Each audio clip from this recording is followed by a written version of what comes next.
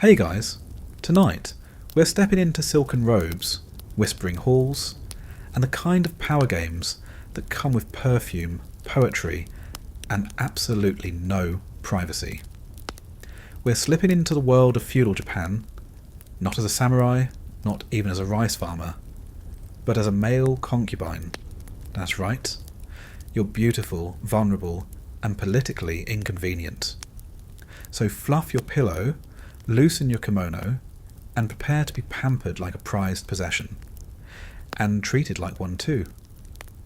Before we lie back and accept our fate, go ahead and like the video if you enjoy this kind of nighttime slow descent into historical discomfort.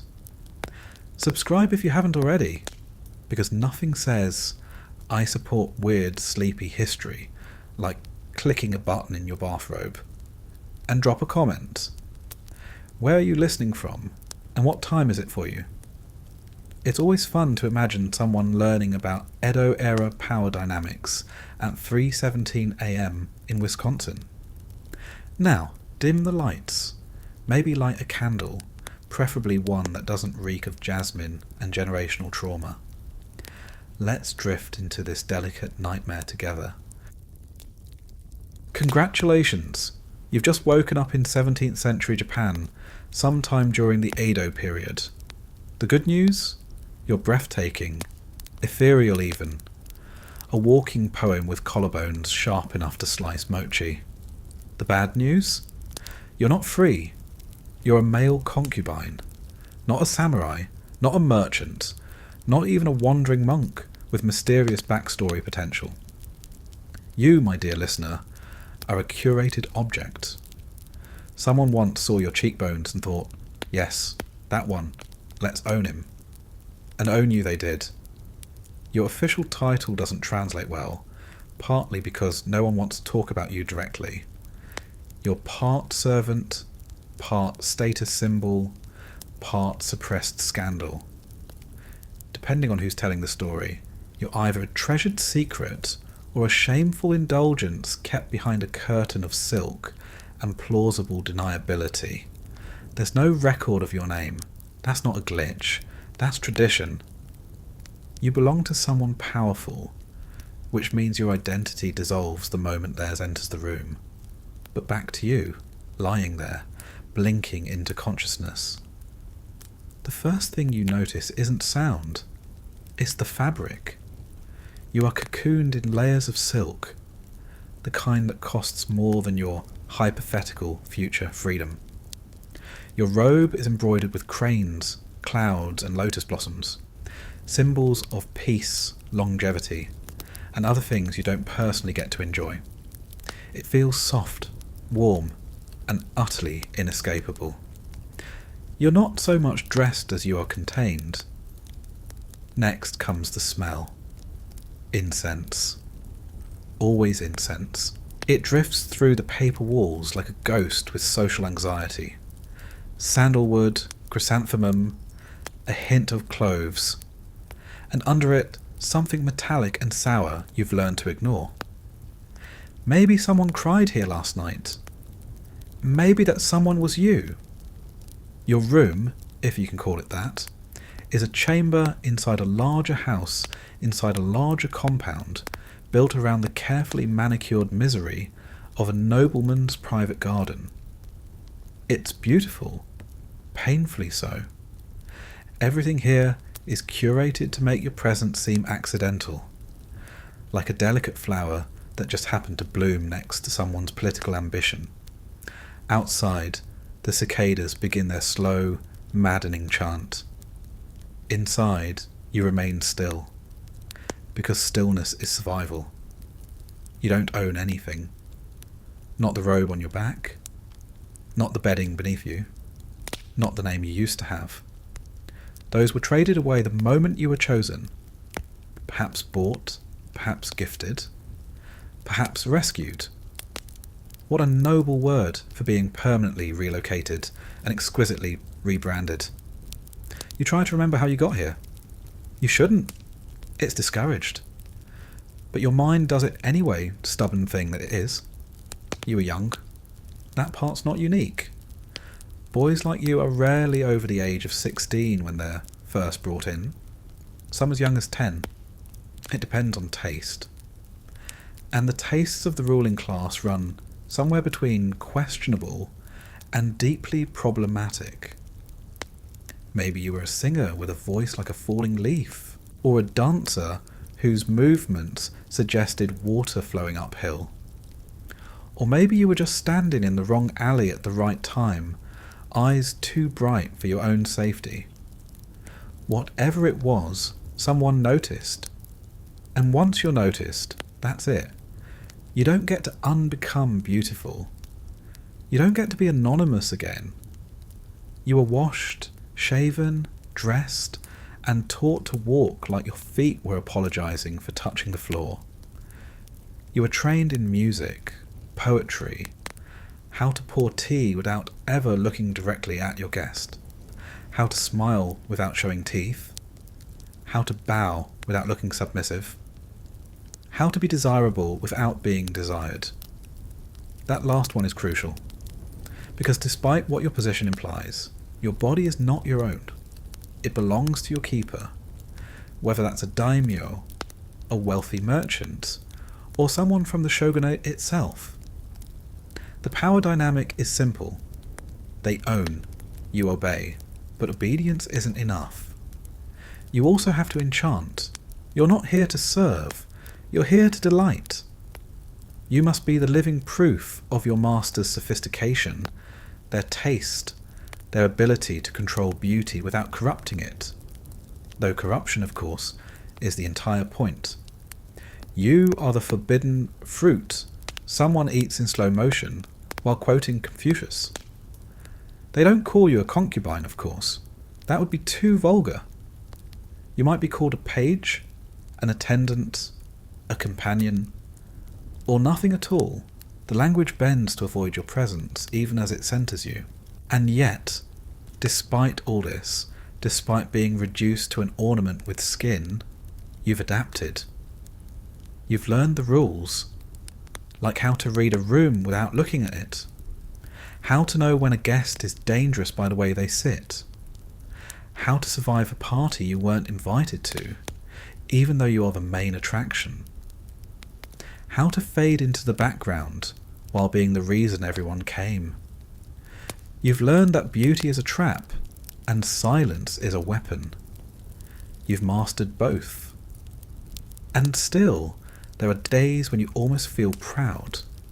Proud of how gracefully you move, how flawlessly you recite a haiku about longing while your owner entertains visiting lords, how your existence causes envy in women and discomfort in men, how your presence destabilizes the social order just enough to make powerful people nervous.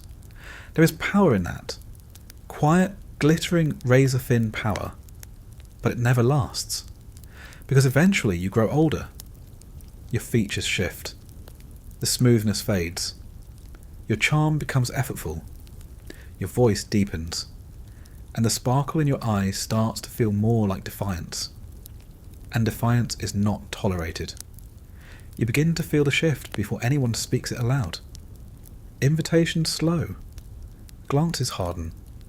Your master grows distant, then cold, then indifferent. One day someone else arrives. A newer, younger version of what you used to be.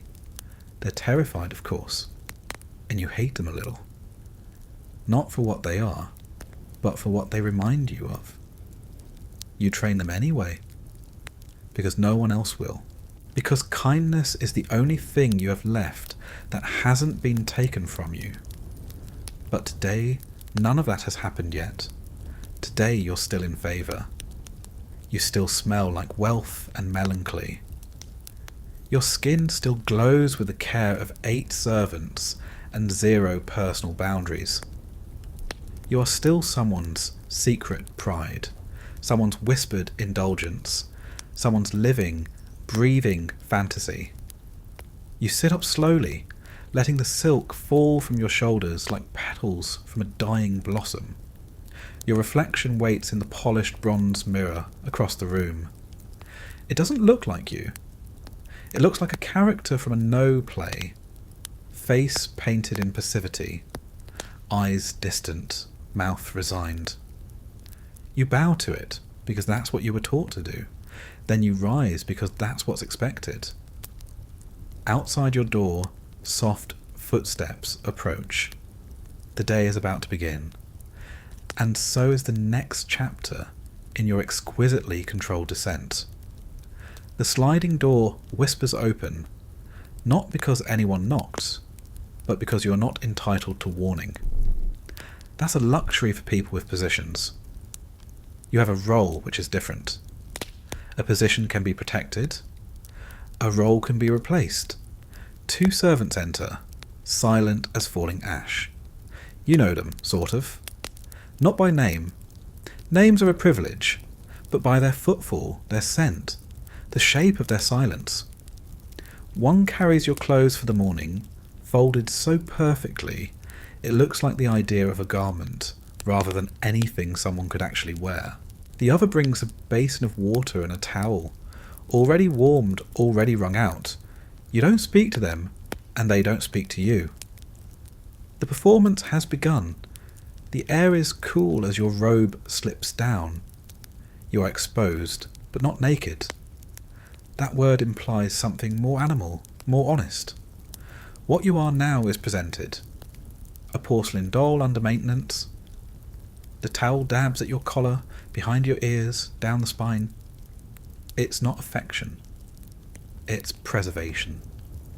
Because your body is not yours. It is your master's taste, your instructor's success, your household's reputation.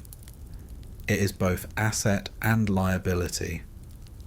If you're too pale, they'll ask if you're sick. If you're tan, they'll say you've forgotten your station. If you scar, there will be questions. If you age, there will be consequences. You are not fed to be healthy. You are fed to be admired. You are not exercised to be strong. You're stretched to remain flexible. You're not groomed for hygiene. You're polished for effect. Each part of you is a surface to maintain. Once dressed, you're guided to the outer chamber, not the reception room where guests are entertained, but a quieter place. The in-between space where appearances are curated, roles rehearsed, and masks adjusted.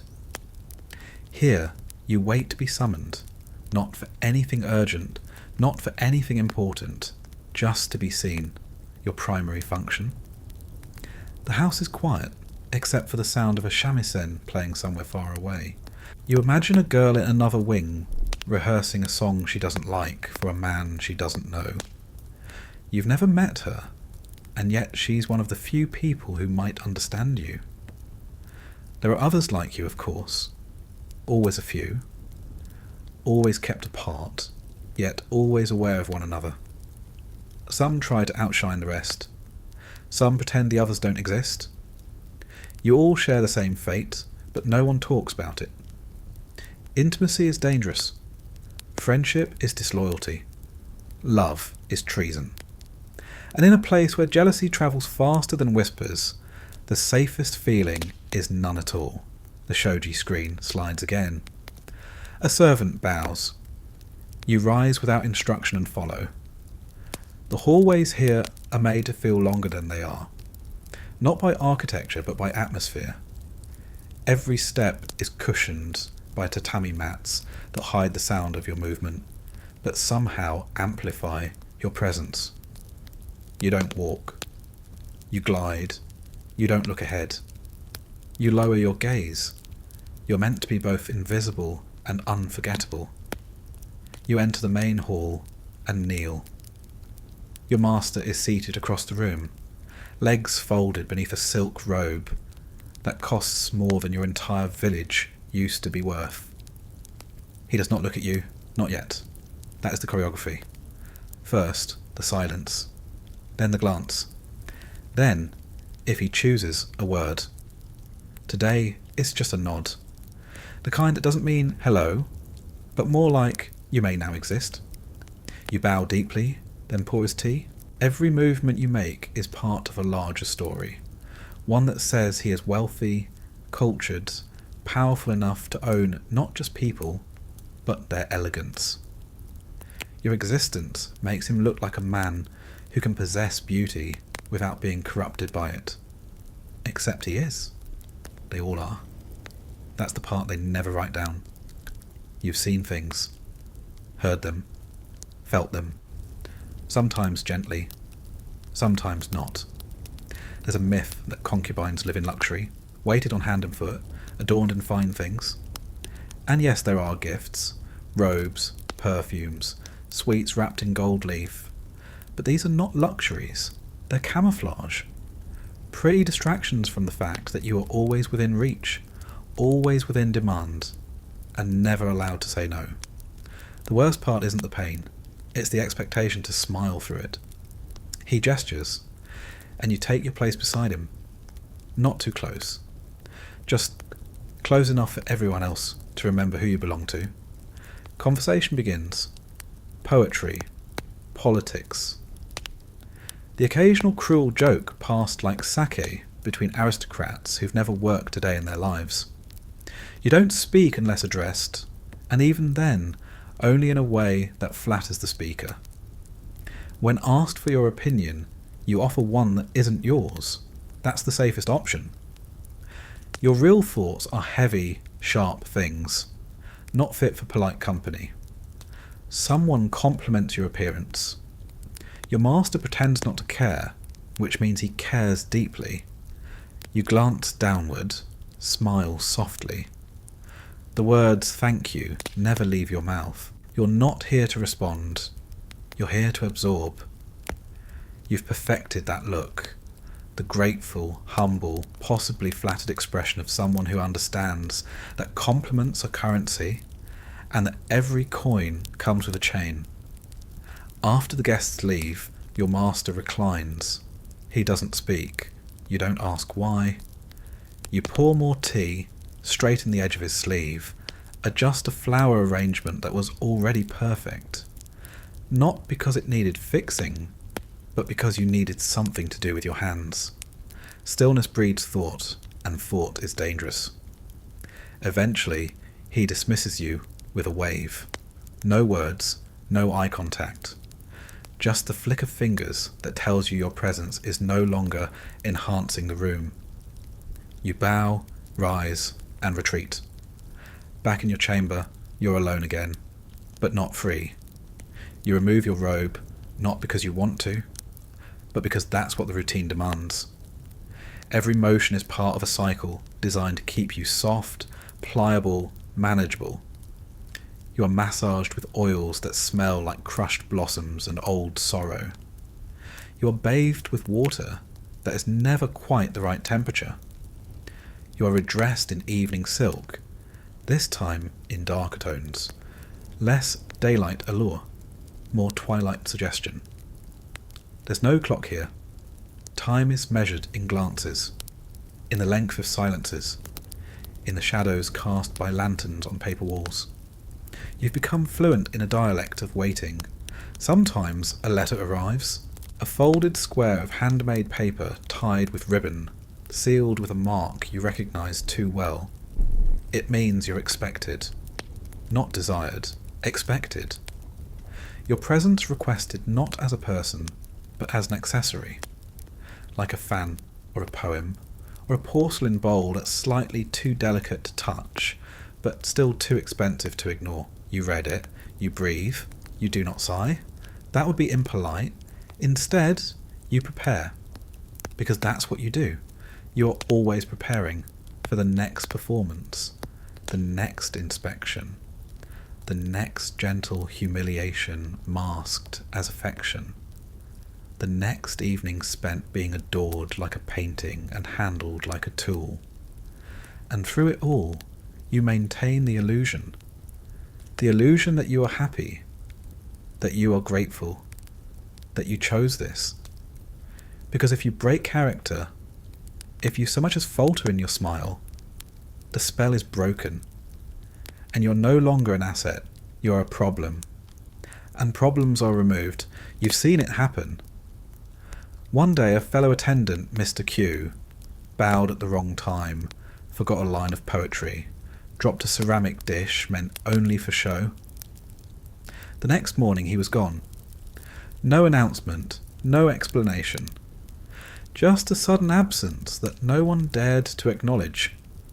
His name was erased, his belongings removed, his presence unspoken.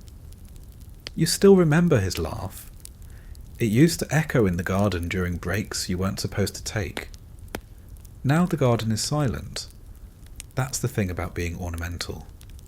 You're beautiful until you're not. And once you're not, you're discarded so smoothly you start to wonder if you were ever really there. But right now, you're still useful. Still intact. Still performing. And so you sit, legs folded beneath you, hands resting in your lap, face composed like a poem too polite to rhyme, waiting for the next gesture, the next command, the next moment that reminds you that who you were is long gone, and what remains is what they made. There's a mirror in your room, and you hate it. Not because of what it shows, but because of what it doesn't. The lacquered surface gives you back the correct face, the one they trained you into. Delicate brows, the precise tilt of the head, lips shaped in the suggestion of contentment. You know that face better than your own thoughts. It belongs to someone who never says the wrong thing, someone who never wants too much, someone who never existed. The real you is somewhere beneath all this, beneath the layers of ritual and silence and practice. But it's been so long, you're not sure where to look anymore. Your memories feel like third-hand stories. Were you always this quiet? This careful? Did your laugh used to come more easily? Did you even laugh at all? You think you did? Once. A long time ago when your body still belonged to you, and your name meant something more than a whisper behind a paper screen. But those memories are blunted now, softened by repetition, washed out by the smell of incense and the sound of compliments you never asked for. There's a phrase the women use in hushed corners of the estate when they think no one is listening. To be beautiful is to be in danger. You understand that, intimately. It's not the kind of danger with swords or shouting. It's the slower kind. The kind that begins with admiration and ends with ownership. People see your beauty and mistake it for consent. They think that because you were chosen, you must have wanted to be chosen. As if luxury cancels out captivity. As if silks and sweets and painted walls make up for the fact that you are never alone without being watched, never still without being summoned, never free without risking everything. It's a gilded kind of loneliness. And in the quiet hours, when the hallways have emptied and the candles are flickering toward ash, that loneliness grows teeth. You used to dream about running. Not grand escape fantasies with horses and disguises. You're not that foolish. Just little ones. Dreamlets, daymares. Walking through the back gate during a storm. Getting lost on the road to the shrine and deciding not to be found. Falling into the crowd during a festival and dissolving into a sea of strangers who don't know you as anything but another face. But even your dreams don't trust you anymore. Now, when you close your eyes, the only thing you see is yourself, performing, posing, pleasing. Even in your subconscious, you're still following protocol. You bow in your own nightmares. That's the truest loss, not your name, not your freedom, but your interior, the quiet place where you used to keep your real self. That has been colonized, paved over with etiquette and submission, and the constant awareness of eyes that might not be watching, but always imagined. You tell yourself stories sometimes, just to stay sane. You imagine being someone else, a fisherman maybe. You've never touched a net, but the idea is comforting. calloused hands, sunburned skin. No expectations except to bring home dinner. Or maybe a travelling monk. Solitude without shame. Silence as peace, not performance. You even pretend, on your most desperate nights, that your master cares for you. That he sees more than your body, more than your usefulness, more than your reflection. You imagine that when he touches your face, there's affection behind it. That when he sighs in your presence, it's from comfort, not boredom. You know it's a lie. But some lies are kinder than truths. There are moments when it's easier to believe them. Like when he praises your playing, not to you, but to his guests. Exquisite, he says, like you're a piece of art on loan. Or when he buys you a new robe in a colour that actually suits you, not because you requested it, but because he remembered you liked plum blossoms in the spring. That memory feels borrowed, but still, it was remembered. Is that love? No, not even close. But when affection is rationed like moonlight, even a passing shadow feels like warmth. And so you endure, because that's what you do. That's what you've been trained to do. Endure with grace. Suffer with poise. Vanishing into your role so perfectly that people forget there was ever a person inside it. But not everyone forgets. There was one man, a court musician. Older than you, with fingers like broken reeds and a voice that sounded like winter rain on roof tiles. He wasn't handsome. That was the first mercy. He wasn't competition. He wasn't a threat, just kind. He used to linger after lessons, ask how you were, not as part of protocol, but like he meant it. And you, poor fool, you almost believed you could trust him. One evening, he gave you a poem. Not publicly, not with ceremony, just slipped into your sleeve like contraband. It was short, simple, a single stanza about a crane flying alone above a field of snow. You read it so many times, it burned into your memory. You never told anyone, which is what saved you. Because a week later, he was gone. Dismissed? Relocated? Disappeared? You'll never know. You kept the poem for a year, hidden in the hollow leg of your shamisen stand. Then one night, during cleaning, it vanished, replaced by a folded square of blank paper, silently reminding you who owns this space. You never spoke of it again. But sometimes, when you play, you weave the rhythm of those words into the music. A tiny act of rebellion. An invisible scar turned into art. They'll never hear it. Not really, but you will, and that's enough. Most days, you move like a ghost who hasn't figured out he's dead. You eat what's given, wear what's chosen, smile when expected. You forget what hunger feels like, except the kind that has nothing to do with food. You forget what it means to be touched without expectation, without transaction. You forget how to cry until one day you don't, and it terrifies you. Because tears mean something cracked. Something broke through the lacquer. Something real leaking through the mask. And real is dangerous. Real gets you erased. So you patch the crack. You breathe. You return to the performance. Not because you want to, but because you don't know how to leave. Because the script has become muscle memory, and silence has become your native tongue. Because beauty, even involuntary, becomes a prison you decorate yourself. And because deep down, beneath all the training and ritual and powdered composure, there's a part of you that still hopes. Hopes for what? You're not sure. A letter, a kindness, a slip, a change. Or maybe just to be seen. Not as a symbol, not as an achievement, not as a possession.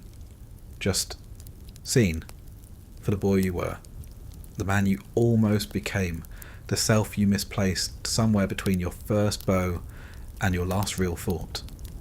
But that kind of hope, the dangerous, trembling humankind, is something you hide even from yourself. So you look into the mirror again, you adjust your robe, you bow to your reflection, and you smile. Not because you feel joy, but because you remember how, and here that's more than enough. There is silence, and then there is this silence. Not the peaceful kind.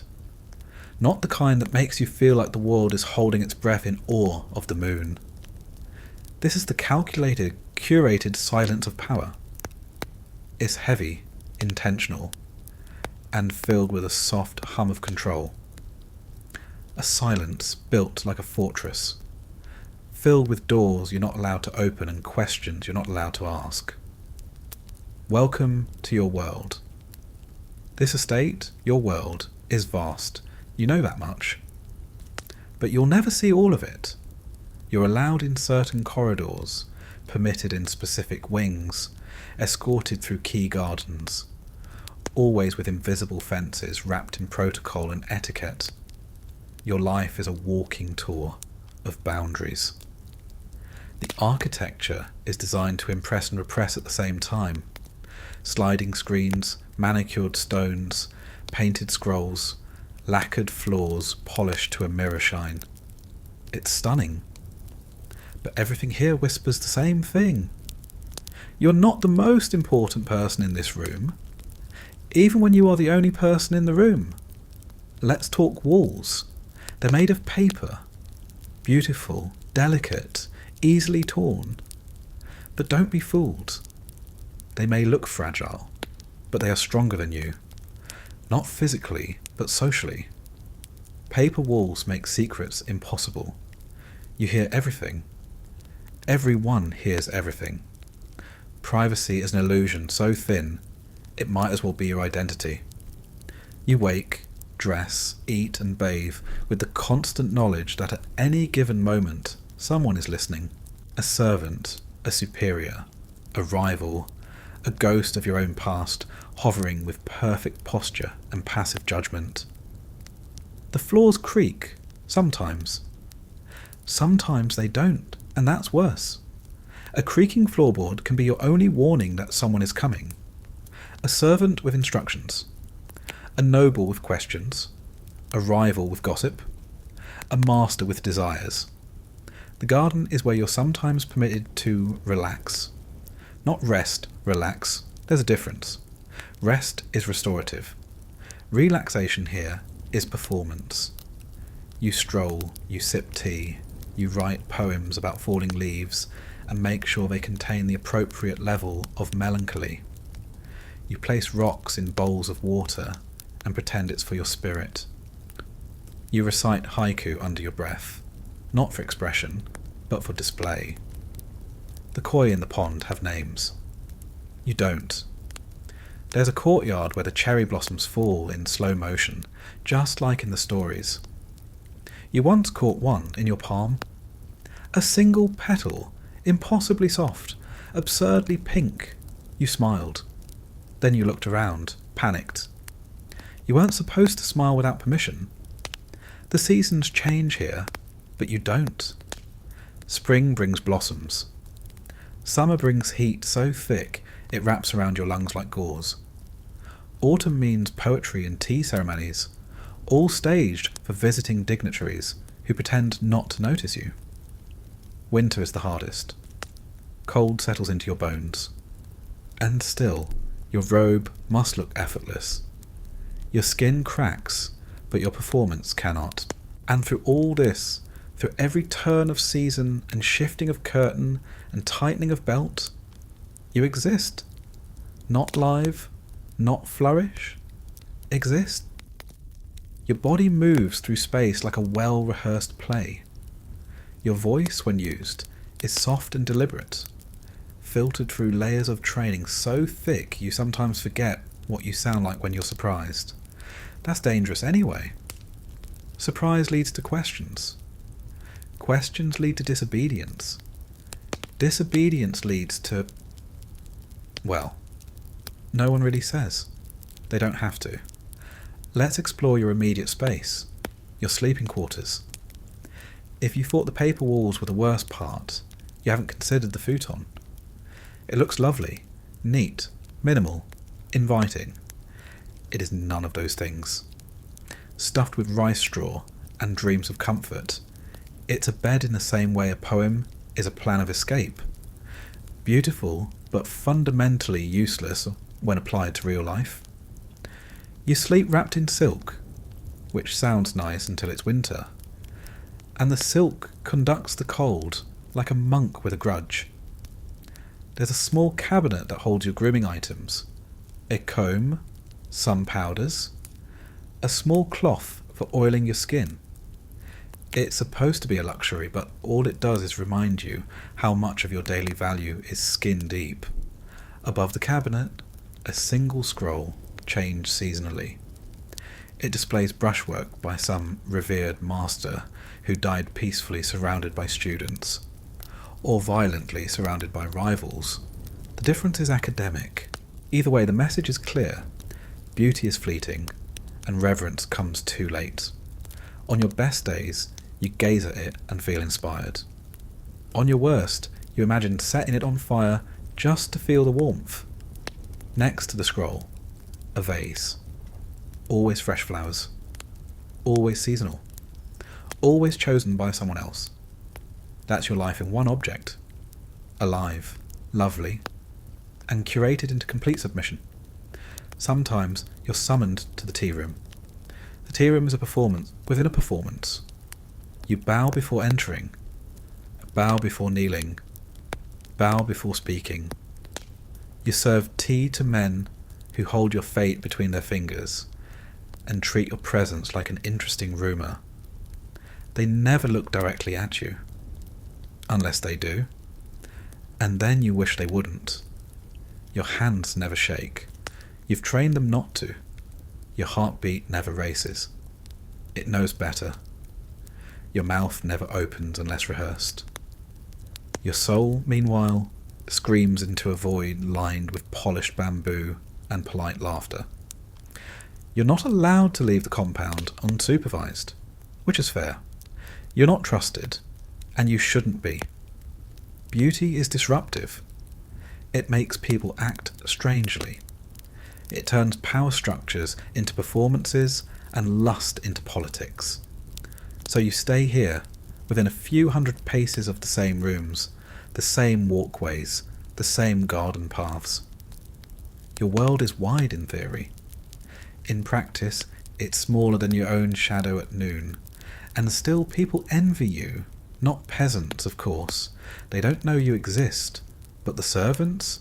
The lower pages? The girls who pass you in the corridor with forced smiles and sideways glances? They think you're lucky. You eat well. You wear silk. You don't shovel snow or scrub floors or haul water up steep stone steps. You don't labour with your hands. Your labour is subtler. You labour with your presence, your posture, your restraint, your ability to absorb attention without reflecting it. You are, in essence, a living absence, an echo of someone they're not allowed to name. And because you're always here, always quiet, always clean, always available, they mistake your stillness for peace. They think you have power, and maybe, on a very small scale, you do. You can affect the mood of a room. You can earn an extra glance, a half smile, a gesture of delayed dismissal.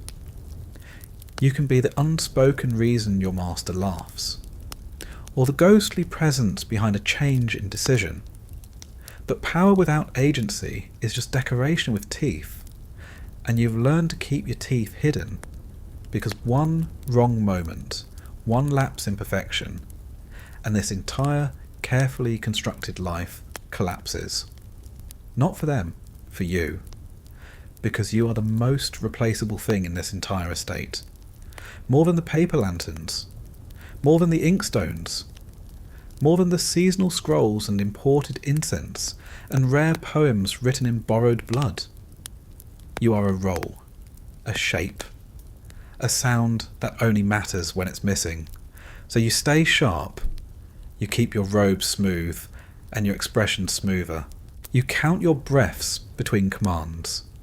You collect moments of silence like rare coins, tucked away, hoarded, polished in the dark of your own mind. Because this is your environment, not the garden, not the chamber, not the compound. The real environment is expectation, the space between what you are and what you must appear to be. And you live in it like a fish lives in water, breathing it, fearing it, knowing that one day it will swallow you completely. There's something cruel about beauty when it's symmetrical. Every corner of your environment is laid out like a painting that's been edited to death. The rock gardens, flawless in their emptiness. The scrolls, rotated monthly with precision and seasonal awareness that would put the moon to shame. The tatami, replaced before it frays, as if decay were an act of disrespect. But the symmetry doesn't bring peace. It brings pressure. You are meant to match it. Your hairline, your posture, your laugh at the precise pitch between amused and submissive. All of it is part of the visual harmony. If a servant spills tea, it's clumsiness. If you do, it's discord. And discord, here, is the closest thing to sin. You were once scolded for wearing your sash a finger's width too low. Not publicly, of course. That would imply you were worthy of spectacle. It was done in private, softly, like a secret threat wrapped in etiquette. The head steward pulled you aside after a poetry recital and said, "Your elegance slipped tonight." That was all. You didn't sleep that night, just stared at the ceiling, wondering how many other eyes had noticed, and what would happen if it happened again. Or worse, if no one cared anymore.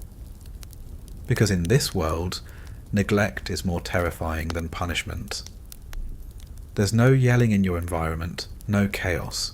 That would imply something human. When someone falls from favour, it happens in silence.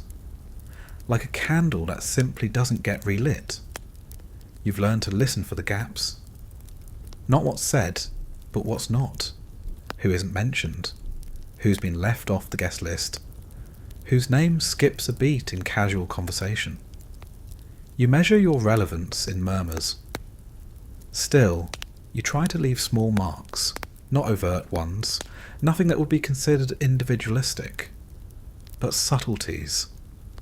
The way you arrange incense, the length of your bows, the pauses you insert between musical notes that turn performance into ritual. You hide yourself inside your habits. It's the only rebellion left. The other concubines, well, they would never call themselves that. Neither would anyone else. But they exist. You see them, rarely. Brief flashes of colour passing in opposite corridors. Soft footsteps behind curtains. The gentle closing of a lacquered box in the next room. You're not encouraged to speak. You're barely encouraged to know of each other. But you do know. And so do they. Each one is a variation of a theme. One is taller, with eyes like a winter lake. Another speaks less, but listens more. There's the dancer with hands like smoke, and the singer whose voice can make even the master pause mid-sentence. You envy all of them, in pieces. And they, in turn, envy you. Not for who you are, but for who you used to be. Because the worst thing about this role isn't losing your freedom. It's watching someone else wear your skin better than you do. You once caught the youngest one, barely 16, still soft around the edges, studying you from across the inner courtyard. Not with hostility, not even with competition. Just quiet calculation. like she was measuring how long you had left. Yeah, you nodded at her. She blinked and looked away. That was your whole conversation, but it said everything. You're not supposed to think in terms of years, not even seasons. Here, you age in petals, in stains on silk, in missed opportunities and the subtle sag of your collar where it used to sit higher. Once, someone brought a mirror to the estate from Nagasaki, an imported one, with western glass that reflected sharply, honestly, rudely. You caught sight of yourself and recoiled, not because of anything grotesque, but because it was too real. You'd grown used to seeing yourself in brushed bronze and reflected candlelight, blurry, golden, forgiving. The glass showed you the lines forming near your mouth, the fading bloom of youth that no amount of powdered rice could repaint. You avoided that mirror after that. It wasn't destroyed. That would have been dramatic. It was simply relocated. Like everything else no longer useful, the soundscape of your existence is carefully arranged. Wind chimes hang from specific eaves to catch the seasonal breeze. Shoji doors slide with a practiced rhythm. Water drips into bamboo fountains in predictable intervals. It's all designed to lull the mind, to keep you docile, relaxed, unaware of the exact moment your soul began leaking out of your ears. Even your breathing feels choreographed. You once coughed during a tea ceremony, not loud, just a breath, hitching slightly too sharply in your throat. The hostess flinched. The guest raised an eyebrow. You apologised, even though no one asked you to. It was never mentioned again. But you were left out of the next ceremony. Lesson learned. Even the birds here behave. Cranes arrive at specific times. Doves nest predictably. The sparrows are the wildest thing you hear, and even they seem hesitant to interrupt. At night, your environment shifts.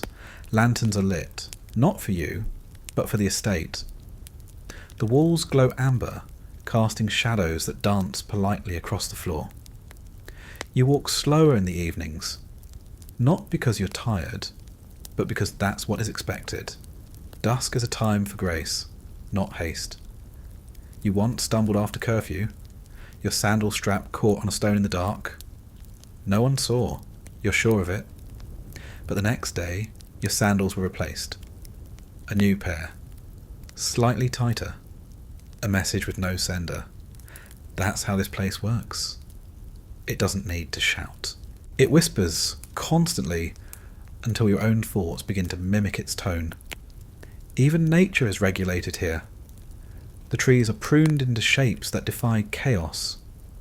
The moss is trimmed, as if God needed help managing the aesthetics of ground cover. Everything looks ancient, but not old. Preserved, like a corpse too pretty to bury. You once saw a caterpillar crawling across a rock garden. You watched it for too long. It was the most real thing you'd seen in days. Then a gardener came by and gently relocated it. Not killed, just removed. Too unpredictable. Too alive. You understand? Most of your life now is about managing space. Not just physical, but emotional. You make yourself small when others are large. You widen when someone important needs comfort. You disappear when anything unpleasant is nearby. Your existence is a series of silent calculations. How many steps behind should you walk today? How many compliments is too many before someone accuses you of flattery? How do you bow in a way that says thank you without implying you owe me something? You know the answers now, instinctively. The training never really stops, but your reactions no longer feel like choices. They've calcified into reflex. And that's how the environment wins, not by chaining your limbs, by rearranging your instincts. Your fears are no longer about survival, They're about subtlety. You're not afraid of being hit. You're afraid of being overlooked, of not being chosen for the moon viewing, of not being asked to perform at the banquet, of being passed over when the master selects someone to compose a letter for his guest. You crave visibility in the same way starving people crave salt, desperately, and even when it wounds you. Because the opposite of visibility here isn't privacy, it's erasure. You saw it happen once, to the boy before you. He was lovely.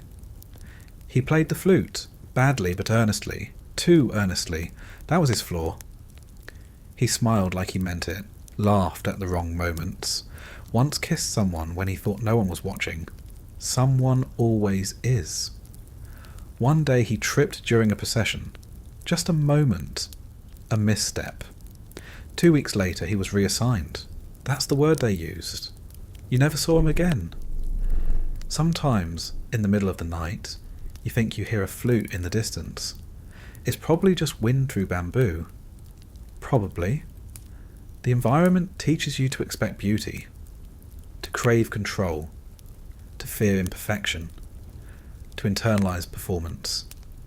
You don't live in a house. You live inside a sentence that never ends. One day, your master will look at you and not see the boy he once desired. He will see the place where that boy used to be, a shadow shaped like memory. And when that happens, the environment will shift. The rooms will reassign themselves. The footsteps in the hall will walk past your door without pause. The mirror will reflect someone else. And you? You'll still be here, just not needed. Which, in this world, is the same as being gone. There's a room you're not supposed to know exists. You've never been inside. No one ever talks about it. But everyone knows it's there. It's located beyond the inner corridor, past the second tea room, the one reserved for foreign visitors who never actually come. There's a screen there, always closed, flanked by an arrangement of pebbles and pine branches that never changes, as if time itself has agreed not to pass in that hallway. No one is assigned to clean it. No candles are lit nearby, and when your footsteps accidentally brush too close, something cold whispers across your neck. Not wind, not sound, just the sensation of a warning. You've never knocked, you never will. But late at night, sometimes, you think you hear someone inside, breathing. You don't ask questions. That's not what you do. Because in this place, asking is dangerous. Knowing is treason. The safest path is to keep walking. Bow to the hallway. Bow to the pine. Bow to the silence. Move on, but the room lingers. Like all things unspoken in this place. And there were many. Every corner of this estate is filled with things left unsaid. The crack in the garden wall that no one repairs. The shadow of a stain on the wood where someone once fell too hard, or was pushed. The extra futon that is always folded but never used. The name that slips into conversation like a ghost, and is swiftly corrected then forgotten. You're surrounded by unmarked graves, and none of them are underground. This environment, it teaches you to see ghosts in everything. Not the haunting kind, the social kind. The kind that wears powder and perfume, and still sits in empty rooms pretending to matter. You once spent an afternoon arranging flowers for an elderly nobleman's visit, the kind of man who speaks in riddles and smells like camphor and dust. He complimented the arrangement, said it reminded him of his youth. You bowed, he sipped tea. You played the shamisen while staring at the centrepiece you made. When he left, no one spoke to you for the rest of the day. Later, the head attendant told you you'd done too much. It looked like you were trying to be remembered, he said. He didn't mean it as advice. He meant it as a warning. You must never stand out for the wrong reasons. And the wrong reason is always the one you didn't realise was wrong until it was too late. So you stop decorating, you stop adding flourishes, you stop leaving traces of yourself behind. Eventually, your very presence becomes impermanent. You move like mist through the estate, noticed perhaps, but never remarked upon. You become the kind of person who is remembered only when they're needed. The environment likes that. It rewards that. It begins to let you pass through spaces without resistance. Servants part for you without acknowledging you. Doors open before you knock. The master's gaze lingers half a second longer, not out of affection, but approval. You have become seamless. But seamlessness is not peace. It's erasure with applause, and the applause never sounds like clapping. It sounds like no one asking where you are.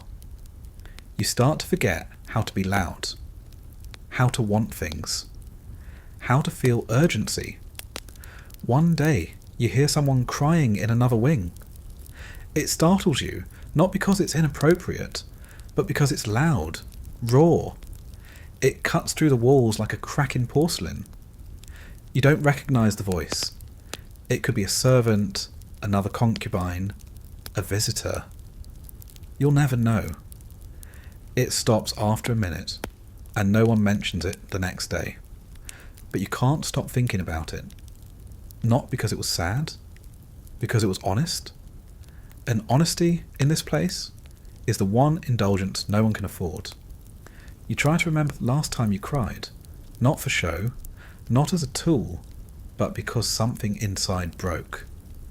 You think it might have been years ago, when you first arrived, when you still thought you were the exception, when you still thought that affection might turn into love, that a well-performed role might become a permanent position, that silk and compliments and glances in candlelight meant something more than ownership with seasoning. You were foolish, but beautifully so. Now you're only beautiful on the surface.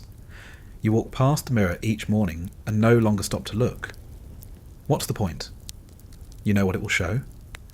The same flawless mask, the same practiced posture, the same softly extinguished gaze that flickers only when the candle is too close to the end. Even nature seems bored of you. The birds that used to flutter near your window now perch farther away. The koi in the pond no longer rush toward your shadow. Even the blossoms fall without acknowledging your presence. And the estate itself? It adapts. As you fade, it reshapes around your absence.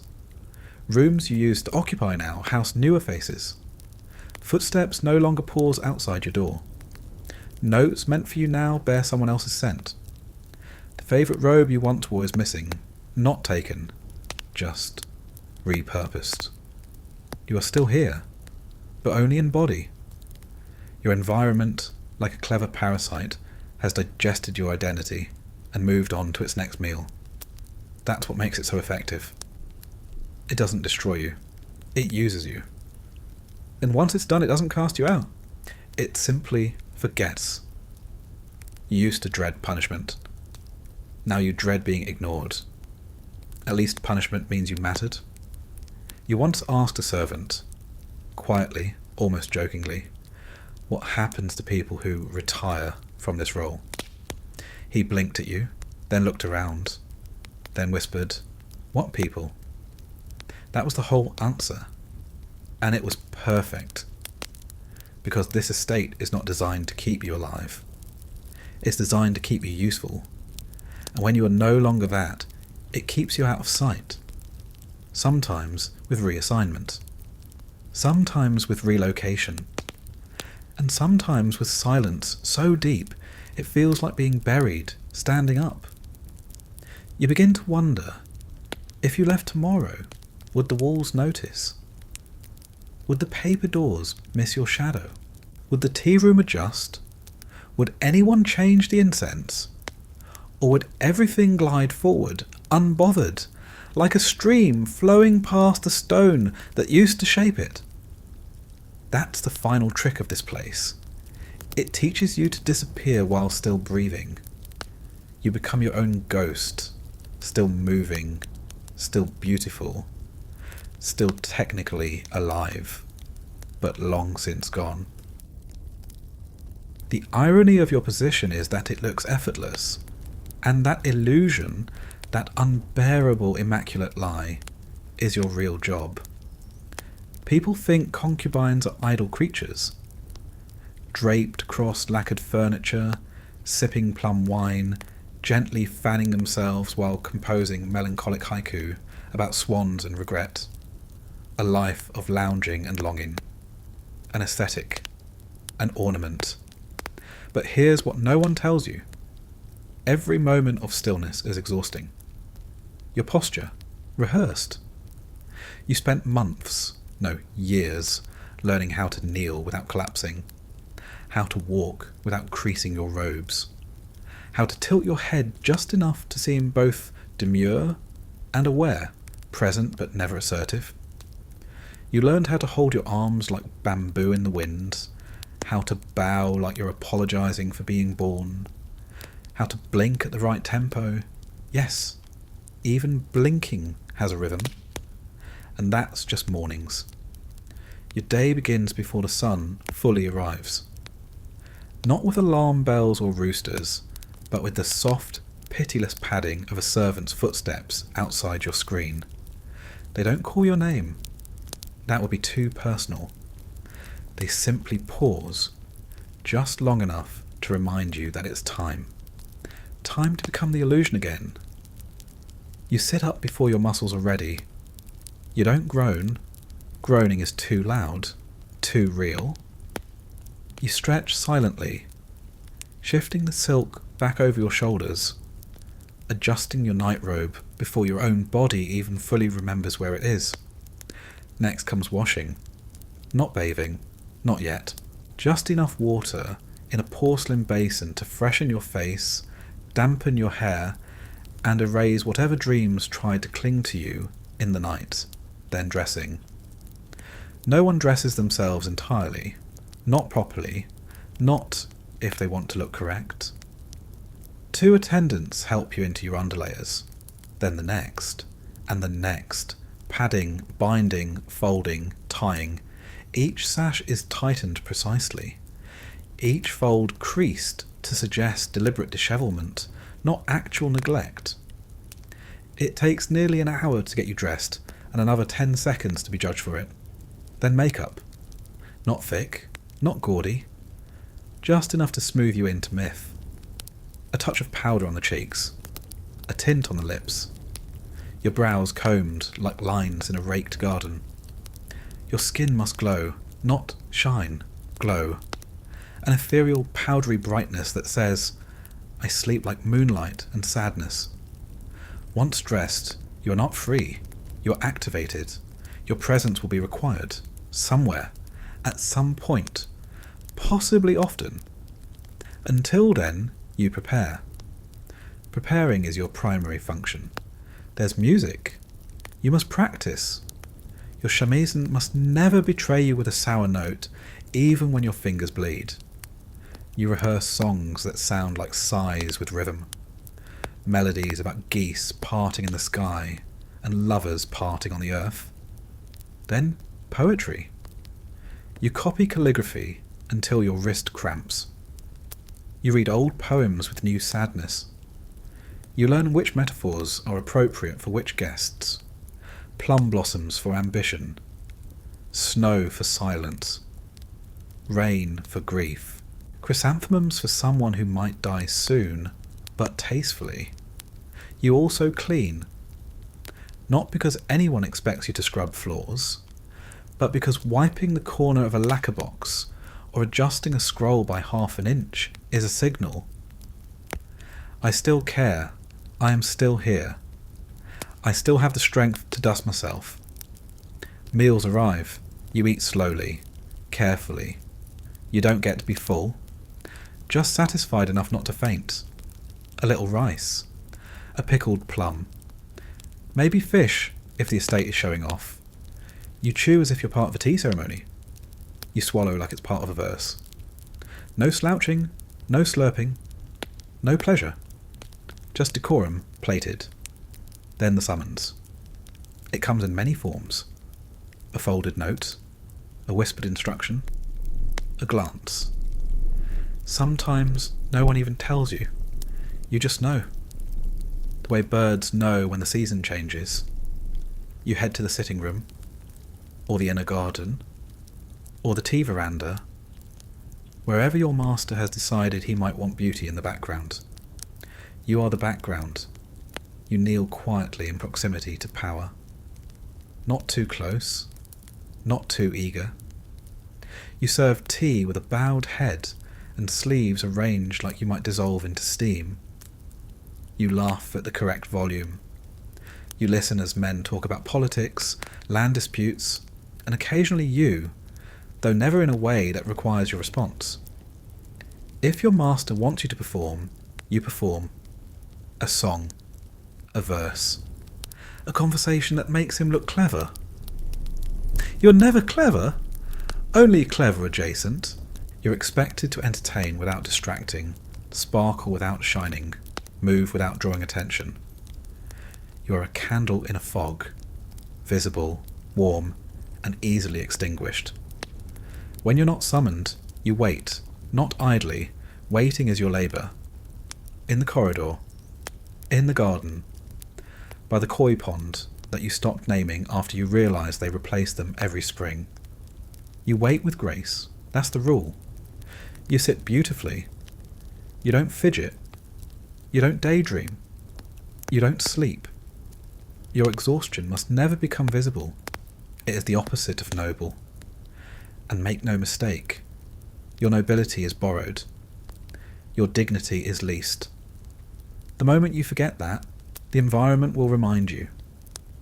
You remember the boy who fell asleep in the afternoon sun. He wasn't snoring. He wasn't sprawled. He was just resting. Eyes closed. Breathing gently. Someone told the steward. He was disciplined. Not harshly, not loudly. He was reassigned, quietly, like someone adjusting furniture. You never saw him again. So now when you're tired, you blink more slowly. You meditate on your breathing until you forget what tired feels like. You pretend your stillness is serenity, not survival. That is the essence of your labour, making suffering look like serenity. Evenings are worse. That's when the guests come, when the wine flows, when the smiles widen and the words slur, and the compliments sharpen into something more. You know what's expected. You never say no. Not because you can't, but because you've been trained so thoroughly that the idea never forms. Resistance has been replaced with refinement. You laugh when they expect it. Blush when required. Lower your eyes like they haven't already seen everything worth hiding. You do what you must, and you do it well. And then, at night, you return to your room. You undress slowly, peeling away the layers like regret. You wash your face until it forgets the smile you wore. You remove the powder and leave behind a stranger. You lie down on your straw mat and stare at the ceiling made of beams older than your entire family line. And you breathe. That's your only act of rebellion. Still breathing. You want to weep, but you don't. Even tears feel staged now. You close your eyes. And somewhere behind your eyelids, a boy who used to dream is still trying to remember what it felt like to want something that wasn't impossible. You don't have a job. You are the job. Everything about you has been engineered to support the illusion of grace. Every muscle you possess is rehearsed. Every expression filtered through months, sometimes years, of social training so subtle you started to mistake it for your personality. You wake up tired. Not because you haven't slept, but because sleep isn't rest anymore. It's a performance break. The only moment your face doesn't have to mean anything. But your body remembers. Every ball, every kneel, every delicate shuffle across the tatami. Every moment of kneeling stillness leaves a ringing ache in your ankles that never really goes away. Your joints protest in silence. There's no wincing allowed. You must look like a willow in the breeze, even when your spine feels like it's calcifying. You remember when you could sit without arranging your limbs like origami? Now, you fold yourself automatically.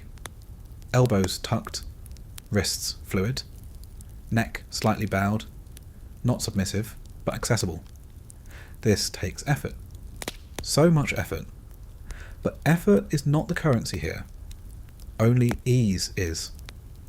You are judged by how unbothered you appear. And so you train your body to betray you. The pain in your legs, elegant stillness. The ache in your arms from holding a tray at the correct angle for too long. Poise.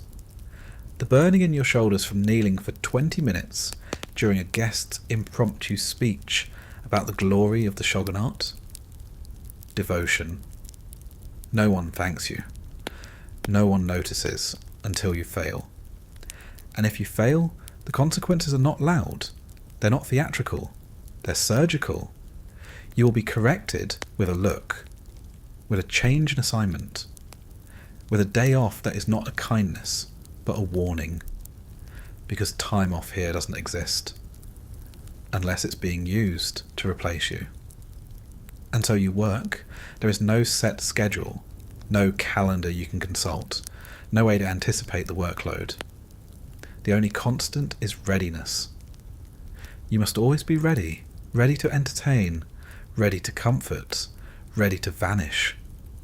You are required to know music but not enjoy it, to know poetry but not write any of your own unless asked, to understand conversation but not to start one. You must speak in gentle phrases, always implying more than you say, always giving the other person the dignity of false discovery. This isn't dialogue, it's choreography. And you are not a partner. You are the floor. People walk across you. You don't walk beside them. You are, essentially, the soft landing beneath the hard edges of power. Your master may ask you to accompany him to a gathering, not because he wants you there, but because others will notice if you're not. Your presence is not about comfort, it's about display, like a sword mounted above a fireplace. Everyone knows it's deadly. No one believes it gets used. At these gatherings, you do nothing, and that nothing is exhausting. You kneel beside your master's side, perfectly still, and absorb every passing insult wrapped in admiration. Every joke about how pretty boys are like flowers, they only last a season. Every too long gaze from a visiting dignitary. Every flirtation you're not allowed to acknowledge, and every veiled threat you're expected to smile through. You do not flinch. You do not respond. You sit in the same position for hours, and when your limbs go numb, you consider it a blessing. Pain reminds you that you still live in your body, because most days it doesn't feel that way. Your body belongs to the estate, to the man who owns it, to the guests who judge it, to the servants who dress it, to the mirror that appraises it. You're not a person. You're a room they rent for an evening, then leave empty. And yet, you keep the place clean. You wash meticulously. You exfoliate with fine rice bran to keep your skin soft. You soak in the evening bath with other concubines, all of you turned away from each other, faces angled down, eyes dim. No one speaks. It's not shame, it's discipline. You shave, you oil. You scent yourself faintly with plum or sandalwood, depending on the mood of the house. You do this not out of vanity, but maintenance. You are a blade. You must not rust. Some days you are asked to sing, and you do softly, your voice light but controlled, every syllable feathered just enough to suggest fragility without breaking. You sing about longing, about rivers that don't return, about love that lives only in memory. You are forbidden to sound joyful, not because joy is banned, but because your joy is irrelevant. If you sing too sweetly, it's arrogance. Too sadly, it's manipulation. Too strongly, it's ambition. You aim for perfect melancholy. It is the most neutral flavour of pain. Sometimes, a guest will request a massage. You're not a servant, but this request doesn't get denied. You kneel behind them, fingers aching, body aching, mind floating somewhere between a memory and a prayer. You don't speak. You don't breathe too loudly. You work the knots in someone else's shoulders while ignoring the ones in your own.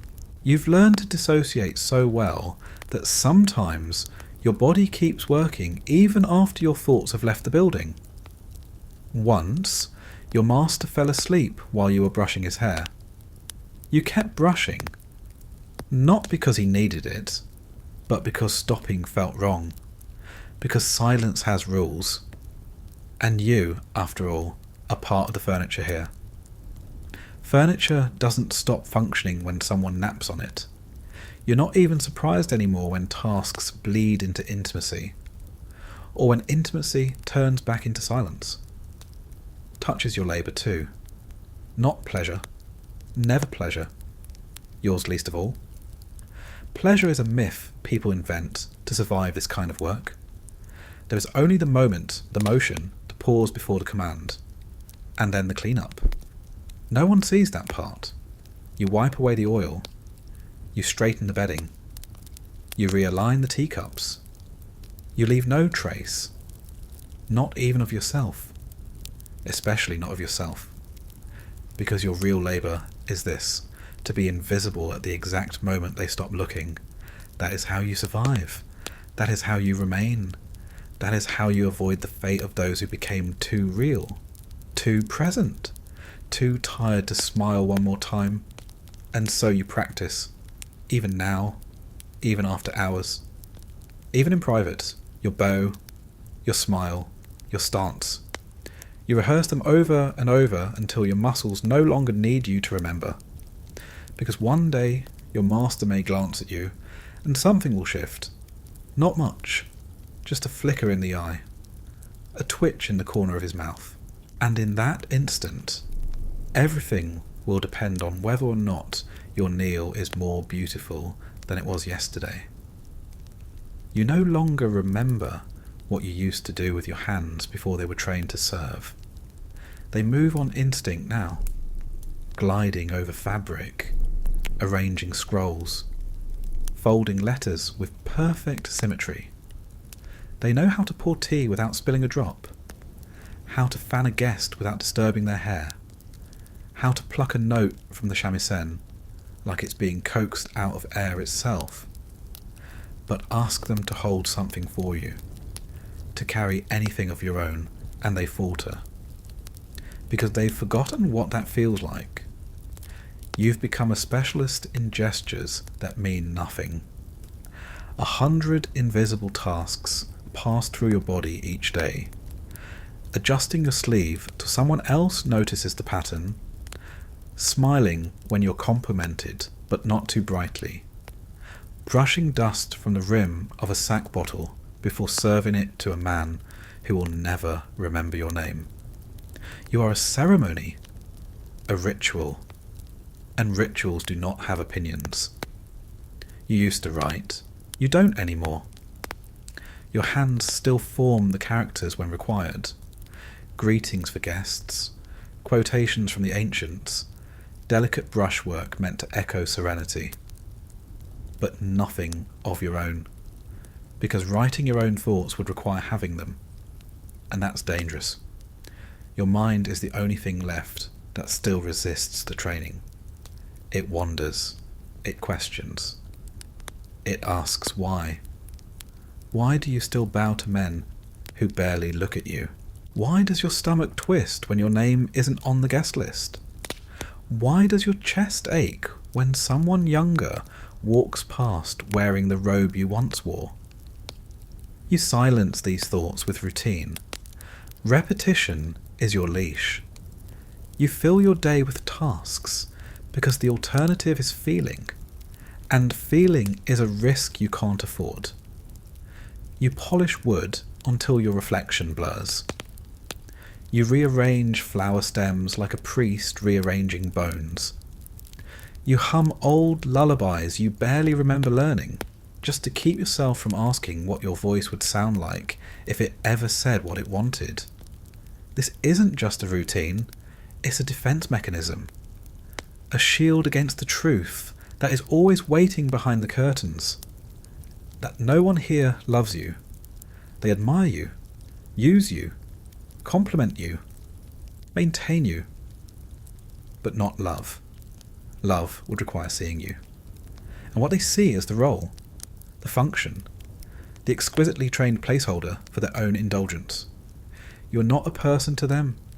You're the silence between two verses of a song they already know. And even when you're not working, you're working. Because rest in this house is preparation. You sleep so your skin won't dull. You bathe so your scent will please. You eat so you won't faint when standing too long during a seasonal ritual no one even believes in anymore. You smile when passing others in the corridor, not because you're polite, but because someone might be watching. You sit near a window not for the view, but because light catches your profile better at that angle. You dress not to cover yourself, but to extend the myth that you are effortless, that your presence is an accident of divine favour, that you are lucky. They say that sometimes. The guests, the junior attendants, the visiting wives who envy your lacquered world. They say you're so lucky to live like this. You want to ask them, lucky how? Lucky to have no agency. Lucky to have your value measured by silence. Lucky to be beautiful in the way a flower is beautiful right before it's plucked. But you say nothing. You smile. Because that's your real job. Smiling when you want to scream. Bowing when you want to run. Laughing when you want to ask, do you even know who I was before this? Of course they don't. You barely do. Because after a while, labour becomes identity. And this endless, elegant, invisible work is who you are now.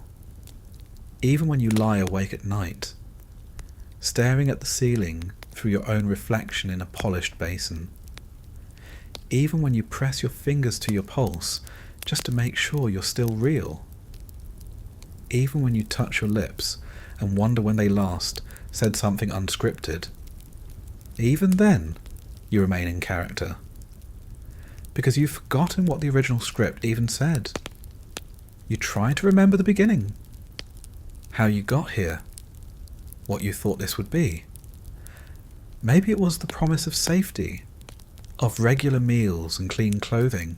Maybe someone told you it was a rare honour to be chosen, to be elevated, to be trained in the arts of refinement. And maybe it was, at first, but no one warned you what it costs to be adored.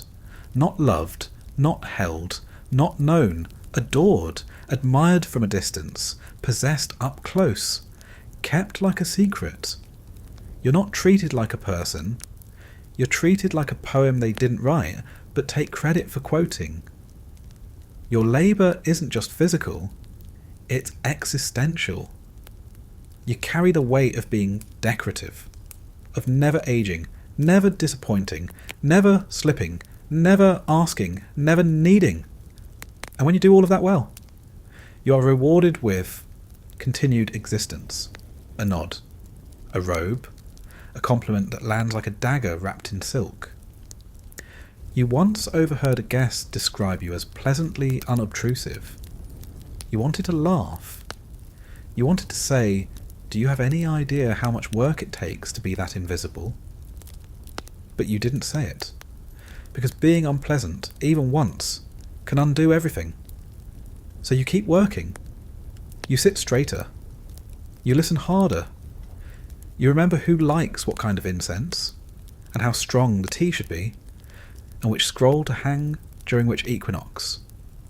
You keep your voice soft, your opinion softer.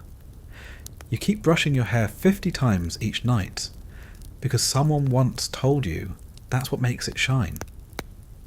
You keep reciting those same 7 poems about snow and sorrow, because your master likes to pretend he understands them. You keep your feet bound by etiquette, and your mind bound by routine, because you know that if you stop, if you so much as pause, the performance ends. And no one applauds. They just move on to the next act. You're not at the bottom. That's what they always tell you. Look at the peasants, they say. They farm rice until their bones bend. They die from infected splinters and never see a silk robe. You should be grateful. Gratitude is expected of you, like breath is expected of lungs. You inhale servitude, you exhale silence. And yes, technically, you aren't the lowest on the social scale. You aren't filthy. You aren't starving. You don't till the land, or carry sewage in buckets, or die anonymously in a rice paddy ditch. But make no mistake, you are not free. You don't own land. You don't own your name. You don't even own your shadow. It belongs to your master, to his reputation, to the household's prestige. Your existence is ornamental debt. You must be beautiful in the right way at the right time for the right people. And that beauty, it isn't liberating. It's hierarchical. Because in feudal Japan, every person is assigned a position, shaped by birth, rank, gender, skill, connections, and cruelty. And you're a decorative rung on a ladder you were never meant to climb. At the top sits the shogun, untouchable, sacred, absent. Below him, daimyos, the feudal lords with swords and silence and absolute authority over entire provinces.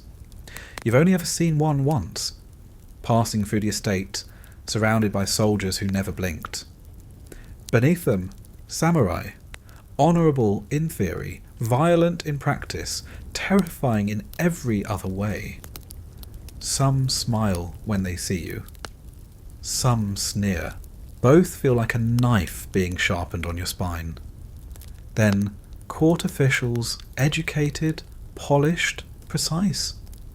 They write laws you'll never read, make decisions that ripple down to whether or not you get a new robe this year. Next, merchants, wealthier than anyone likes to admit, constantly pretending to be humble while sending gifts so expensive they make the estate's accountant sweat. Artisans come next. Makers of fans, blades, incense boxes, scrolls. Their work lines the halls you glide through like a whisper. Peasants, the backbone of the economy, technically honoured for growing rice, practically treated like moss under a sandal.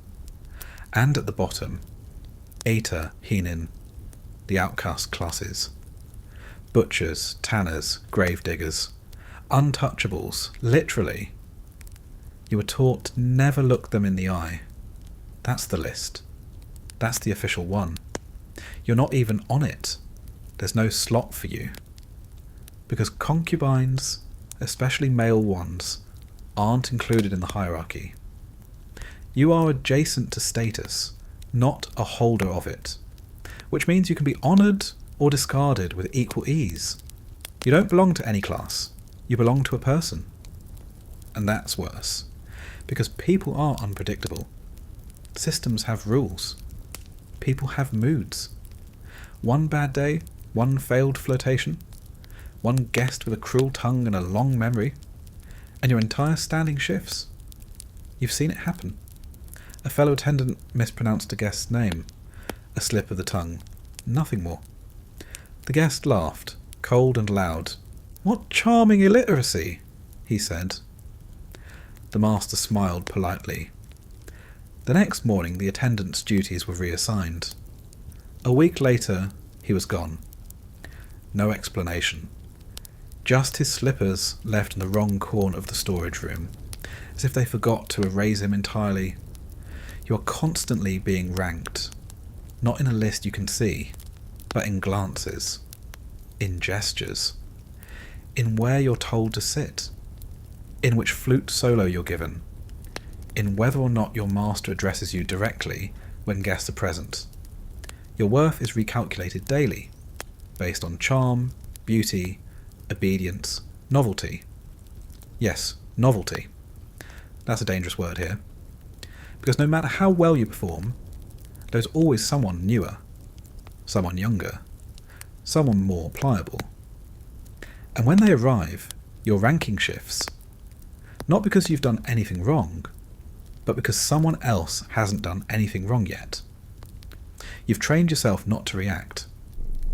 When a new boy is introduced, skin soft, smile nervous, you do not stiffen. You bow. You offer advice if asked. You watch the others watching him. You notice whose eyes linger, who smiles too long, who says his name with too much fondness. You record all of it in the back of your mind, not because you're jealous, because you're terrified, because in this world, visibility is like fire. It warms you, it lights your path, and then it burns everything down. So you moderate yourself. You never outshine, you never fade. You stay exactly in that narrow band of visibility where you are desirable, but not threatening. Familiar, but not boring. You are constantly auditioning for a role you already have, but could lose at any moment. You once received a gift from a guest. A silk handkerchief embroidered with plum blossoms. It wasn't extravagant, but it was personal. That was the problem. You weren't supposed to be noticed that way. A few days later, the master's tone changed. No scolding. Just colder. Shorter. The handkerchief vanished from your quarters while you were bathing. That was all it took. You were reminded. You are a reflection, not a light source. And when reflections grow too sharp, they get covered. You're not humiliated with screaming, or public punishment, or shame. You're humiliated by omission, by being skipped over in the seating arrangement, by being left out of the invitation list to the poetry recital, by being offered the less vibrant robe, by not being asked to play the final song at the end of the gathering. The humiliations are gentle, subtle, deliberate, and they carve deeper than any insult, because they tell you, you are slipping, not enough to be removed, just enough to no longer be admired. That is the beginning of the end, and it happens quietly. No one tells you you've fallen. They just stop reminding you to rise. The thing about hierarchy is, you always know where you are, even if no one ever says it aloud. It's in the way a servant addresses you, formally, but never reverently. It's in the way a samurai ignores you when you pass, not out of disrespect, but because acknowledging you would imply equality. You are treated like a finely crafted object, respected in form, but not consulted in function. Everyone around you lives in a vertical world. They are constantly looking up or down, bows calibrated to status, eye contact rationed, words chosen like offerings at a shrine, and you, the concubine, float in the fog between layers, above the maids who sweep the corridors, below the women who attend the lady of the house, beside the musicians, but never part of them. You are not an employee. You are not family. You are there. You have a room, but no title. A presence, but no placement. In the seating order of formal occasions, you are given a space by the pillar. Not in the corner, that would be punishment. Not near the dais, that would be presumption. Just adjacent. Adjacent to power. Adjacent to influence. Adjacent to affection. And in this world, adjacency is a slippery, terrifying thing, because proximity implies privilege, and privilege implies danger. You're close enough to hear secrets, but never trusted to repeat them. Close enough to touch the sleeve of someone important, but never allowed to grasp it. Close enough to affect outcomes, if you're clever, but never credited for it. You exist in the footnotes of the estate, and yet you must perform as if you are central. At gatherings, you must smile without invitation, offer tea without request, laugh at jokes made about you, even when they sting.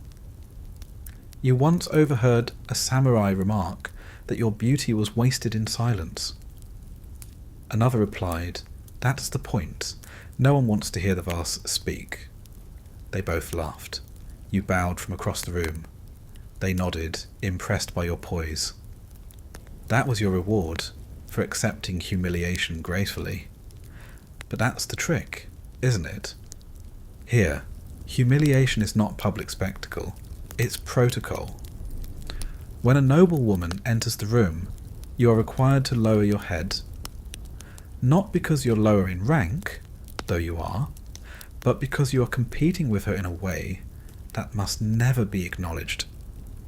You, with your painted lips and folded silence, are the opposite of her. She was married for politics. You were chosen for pleasure.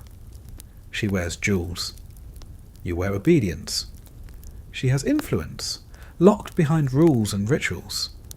You have a lure, weaponized without armor. And both of you are trapped, but she gets a seat at a table. You serve the tea that fills her cup. She never thanks you. She doesn't need to. Her superiority is assumed. Even your mistakes are interpreted through the lens of hierarchy. When she stumbles, it's fatigue. When you stumble, it's carelessness. When she hesitates, it's grace. When you do, it's incompetence. When she frowns, it's depth. When you frown, it's insolence. So you learn not to frown, not even in private. You train your mouth to smile at rest, your eyes to soften, your shoulders to slope just enough to suggest you're smaller than you are. You shrink as a service. You diminish as tribute. That's what keeps you safe. And yet, there's danger in being too humble. The hierarchy is unstable. It shifts with whispers. It reacts to perception. You must not outshine, but you must not disappear. You must be desired, but not claimed. Not too often. Not too publicly. That will create tension. Tension invites gossip. Gossip creates scandal. Scandal ruins the air of elegance that your presence is supposed to enhance. So your life becomes a dance of regulating. Too quiet, and you're seen as dull. Too vibrant, and you're seen as provocative. Too cold, and you're ungrateful. Too warm, and you're presumptuous. Every step you take is watched. Not always with eyes, but with consequences. And if someone important decides you're a threat, they don't confront you, they correct you. Subtly, elegantly. Your seat is moved farther from the head of the room. Your name is omitted from the invitation list for the next moon viewing. Your favourite kimono isn't cleaned that week. A single bowl of rice arrives late. No one explains. No one apologises. You're simply lessened. And you're expected to accept it as part of the natural order. One time, you were invited to walk in the plum garden with your master and two of his visiting allies. It was a quiet gesture, an honour. You were allowed to trail behind them as they discussed matters far above your comprehension. You smiled. You nodded when spoken to. You recited a short poem about frost on bark. One of the guests complimented it. The next day, you were told to clean your own sandals. No one said why. But you knew. You were reminded. The compliment was meant for the household, not for you. Your talent is not your own. It is borrowed from the man who owns your presence. And when you forget that, the hierarchy responds. Humiliation here is sacred. It maintains the balance. No one is ever shouted at. No one is thrown out of the house in disgrace. That would be barbaric. Here, discipline is quieter, cleaner. A poem goes unacknowledged. A servant ignores your request for tea. The head steward corrects your posture in front of a lesser guest. You are made to feel smaller, not through violence, but through precision. That's what makes it so effective. There are no bruises, just awareness that you misstepped, that you reached too far, that you forgot your place in the diagram of this household, and someone with better memory redrew it for you. And still you return the next morning with your sleeves pressed, your bow timed perfectly, your voice even. Because that's the labour. Not just physical, not just emotional, but social self-erasure. A constant editing of who you are to fit the spaces others allow. And when you do it well, you're rewarded with continued existence. When you fail, you're punished so gently, it feels like your own fault. There is a moment, small, unremarkable, when you realise you have stopped looking people in the eye. Not because you've been told not to. No one says it outright. But over time, your gaze has trained itself downward, like ivy bending under the weight of its own growth. You no longer search for approval. You wait for it to descend. If it does, it arrives slowly like warm sake poured by a reluctant hand. You have internalized the architecture of hierarchy. Even your eyes know where they belong now. You stand straighter when the steward enters the room, not because you fear him, but because his disapproval is contagious. If he frowns, others will. If he smiles, you've done well. If he says nothing, you worry. In this world, neutrality is not safety. It's suspense. Every figure above you wields that kind of power. Not through action, but through observation. They don't need to strike you. They simply don't notice you. That's how punishment happens here. Through silence, through air, through the sound of nothing happening, where once there was something. You once shared a brief smile with a noblewoman's son, a child, no older than 10. He asked if you were a prince. You laughed. Gently. You said no. His mother didn't laugh. She said nothing at all. But her silence, her perfectly still face, echoed for weeks. After that day you were no longer asked to serve in rooms where she dined. You became invisible to her, and that invisibility spread like ink in water. You were reminded, the hierarchy here isn't fixed. It's a living thing. It adapts, it recalibrates, and it always feeds on the smallest deviation. You are too familiar, too accessible, too human. That's not your role. Your role is to hover between use and absence. Not present, not absent. Referenced, like a favourite verse from a poem no one reads anymore, but everyone pretends to love. And when you forget this, when you step an inch outside the boundary, the hierarchy doesn't strike you down. It leans away.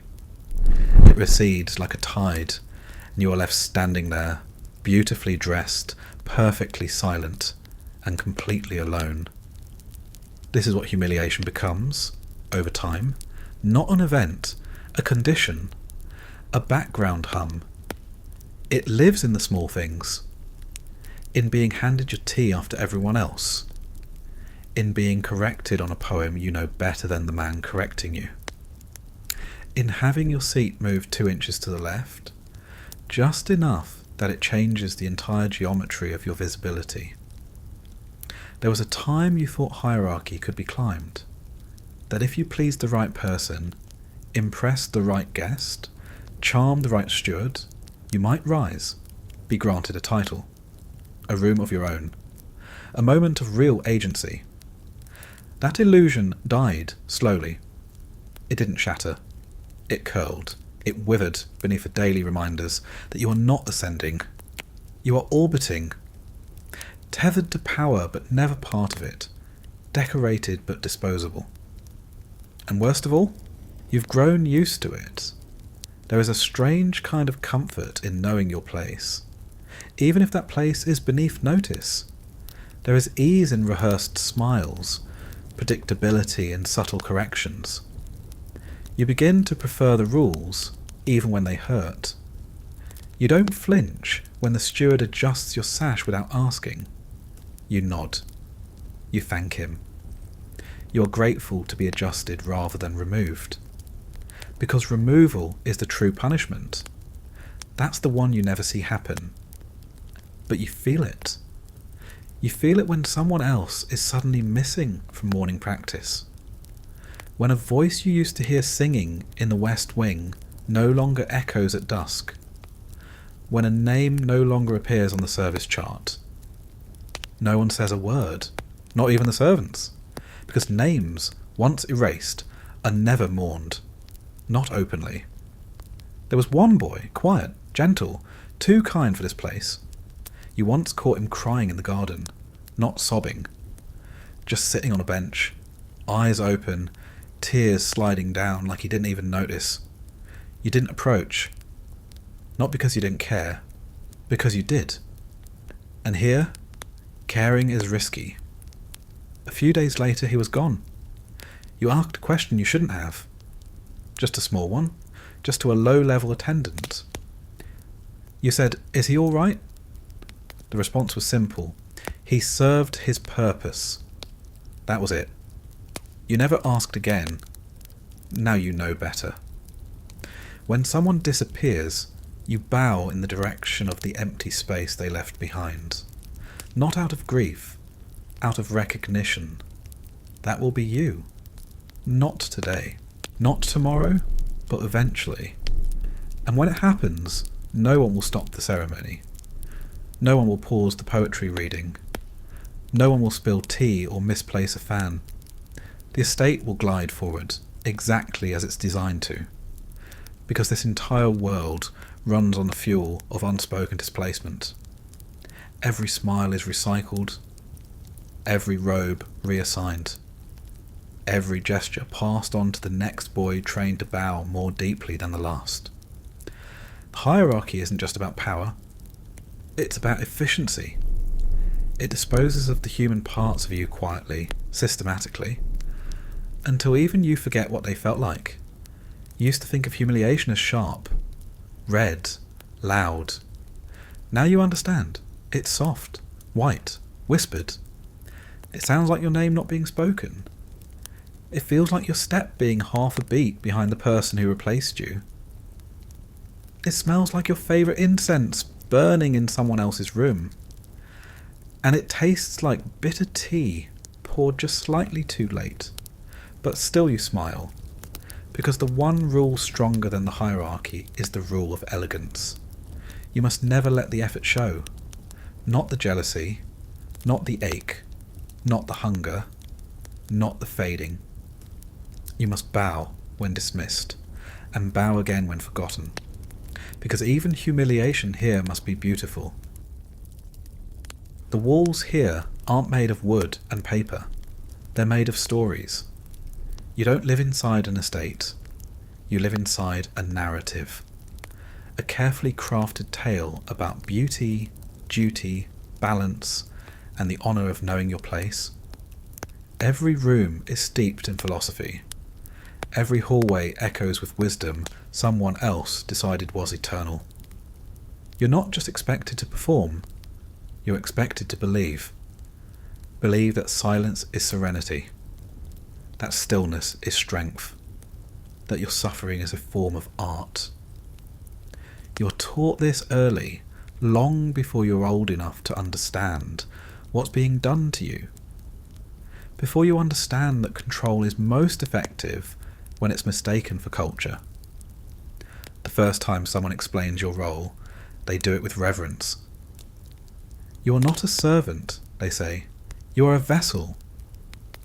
They make it sound sacred. They say it like a priest describing a ritual. Your purpose is to reflect beauty, to soften the harshness of the world, to hold elegance like a candle holds flame, not to burn, but to glow. And when you're young, it's intoxicating. Who wouldn't want to be told they're chosen, that their softness is powerful, that their pain is meaningful? So you believe it. You start folding yourself into those ideas. You wear them like new robes, slightly stiff at first, then so natural you forget what your own skin felt like before. You memorize the poems. You study the calligraphy. You whisper proverbs under your breath like spells against irrelevance. Endure the snow to admire the plum blossom. Silence is the thread that stitches elegance. To bend is not to break. Each one is a leash disguised as a lantern. Each one a way to carry suffering without naming it. And it works. That's the horror of it. Because you do feel something sacred when you perform a tea ceremony perfectly. When you strike a note on the shamisen so gently, it sounds like water, deciding whether to become ice. When your movements become so fluid, they stop feeling like labour and start to feel like prayer. In those moments, you believe. You believe that you are not being used. You are contributing. That your erasure is a form of service. That being desired is close enough to being loved. But belief here is not a light. It's a fog. And over time, it begins to blur the outlines of yourself. You stop asking where your desires went. You stop noticing the difference between devotion and discipline. You start to think, maybe this is enough. Maybe it's okay that your voice only matters when reciting someone else's words. Maybe it's okay that your body only moves when arranged by someone else's preferences. Maybe the culture is right. Maybe obedience is beauty. Maybe suffering with grace is what makes you worthy. That's the brilliance of control that looks like belief. It doesn't require punishment. It just requires repetition. And this place repeats itself perfectly, season to season, song to song, roll to roll. Even the way you kneel was passed down like scripture. They call it kata, form, the sacred posture, the sacred gesture, the sacred gaze. You perform it every day. In the morning, when you bow to your reflection. In the evening, when you fold your bedding like you're wrapping a secret. And you are. You're wrapping what little remains of your independent thought. Because the moment you question the form, you question the culture. And questioning the culture is the only real sin here. You see it in others. The ones who begin to hesitate during rituals.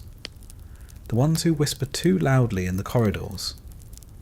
The ones who forget to bow as deeply as the proverb demands. They don't last. Not because they're expelled, but because they're absorbed, corrected, softened, until they either fall back into form or vanish so slowly it's hard to tell when they stopped being themselves. You once saw a boy ask a simple question. It was during scroll cleaning.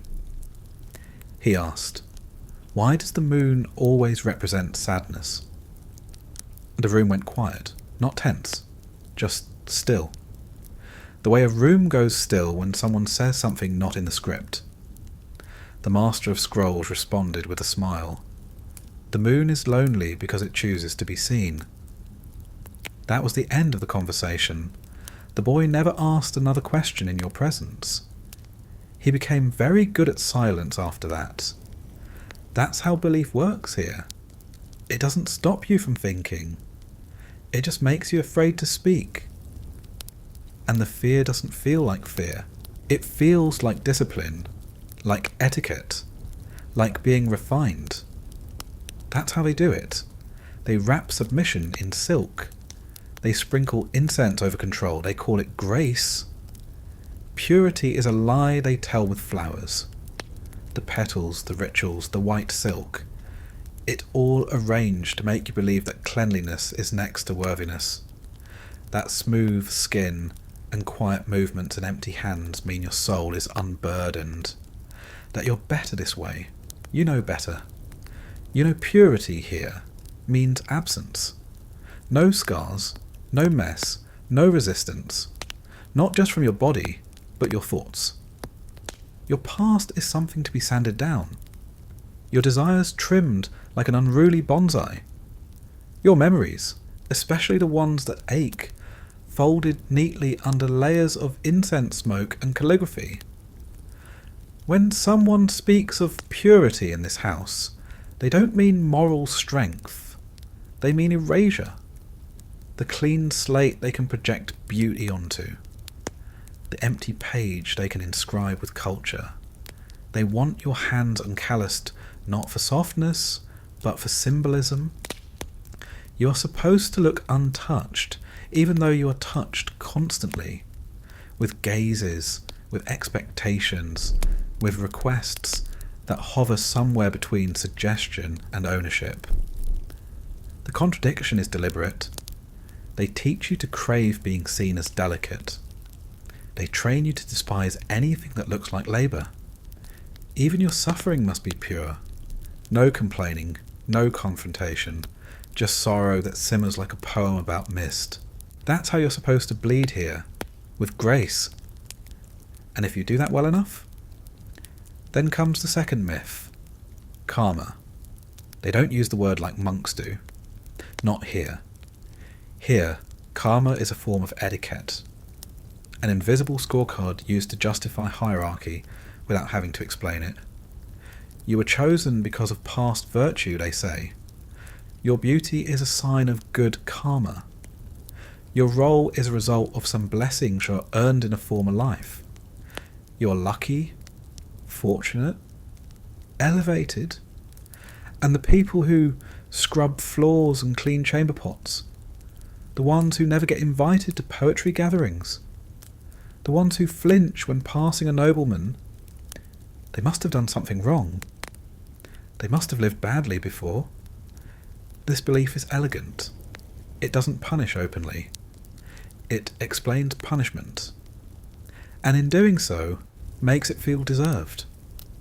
Which means when something awful happens to you, when you're scolded for another's mistake, when your name is forgotten at dinner, when your robe is taken and not returned, you don't ask why. You ask what you did in a past life to deserve it. You apologize to the universe. You fold your hands. You bow to your karma. You accept. And when someone else is favoured, when a newer boy is suddenly receiving longer glances, better kimonos, praise during music practice, you remind yourself that he must have been virtuous, that this is how things work, that questioning it would only stain your own record further. So you stay quiet, you stay good, because that's what karma demands. Even if no one else believes it, even if they only invoke it when it's convenient, you still believe. Because it's the only way to make sense of the hierarchy that never explains itself. It's the only way to pretend the system is fair. And so, over time, karma becomes less a spiritual truth and more a social tranquilizer. It stops you from resenting. It stops you from noticing injustice. It stops you from seeing cruelty as anything but fate. And if karma doesn't numb you completely, then impermanence finishes the job. They talk about impermanence constantly here. In art, in poetry, in the way blossoms fall, in the way tea cools, in the way a candle sputters at dusk. Nothing lasts, they whisper. And isn't that beautiful? Everything is temporary. Even sorrow. Even humiliation. Even you. That's the logic. If nothing lasts, then you don't need to fight the moment you're in. You just have to survive it. One more bow, One more performance, one more quiet evening when no one says your name. Why resist when it will all pass? Why protest when the cherry tree forgets its own bloom? And this belief, this reverence for fading, becomes your favourite prison, because it sounds so wise, so poetic, so peaceful. But it's not peace, it's resignation. You don't believe things will improve, you believe they will end. And that belief makes it easier to accept everything. The hunger, the silence, the loneliness that tiptoes into your room like a second shadow. You tell yourself it's temporary, that even your pain is seasonal, that you are just a blossom between breezes.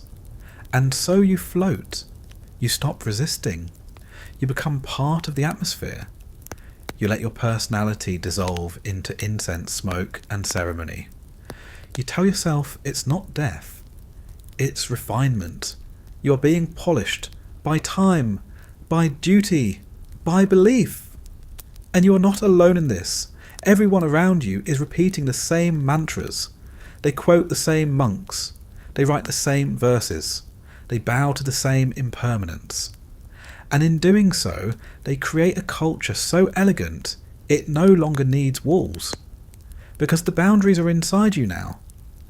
And you thank them for it. You thank the system for turning captivity into art. You didn't notice when it happened.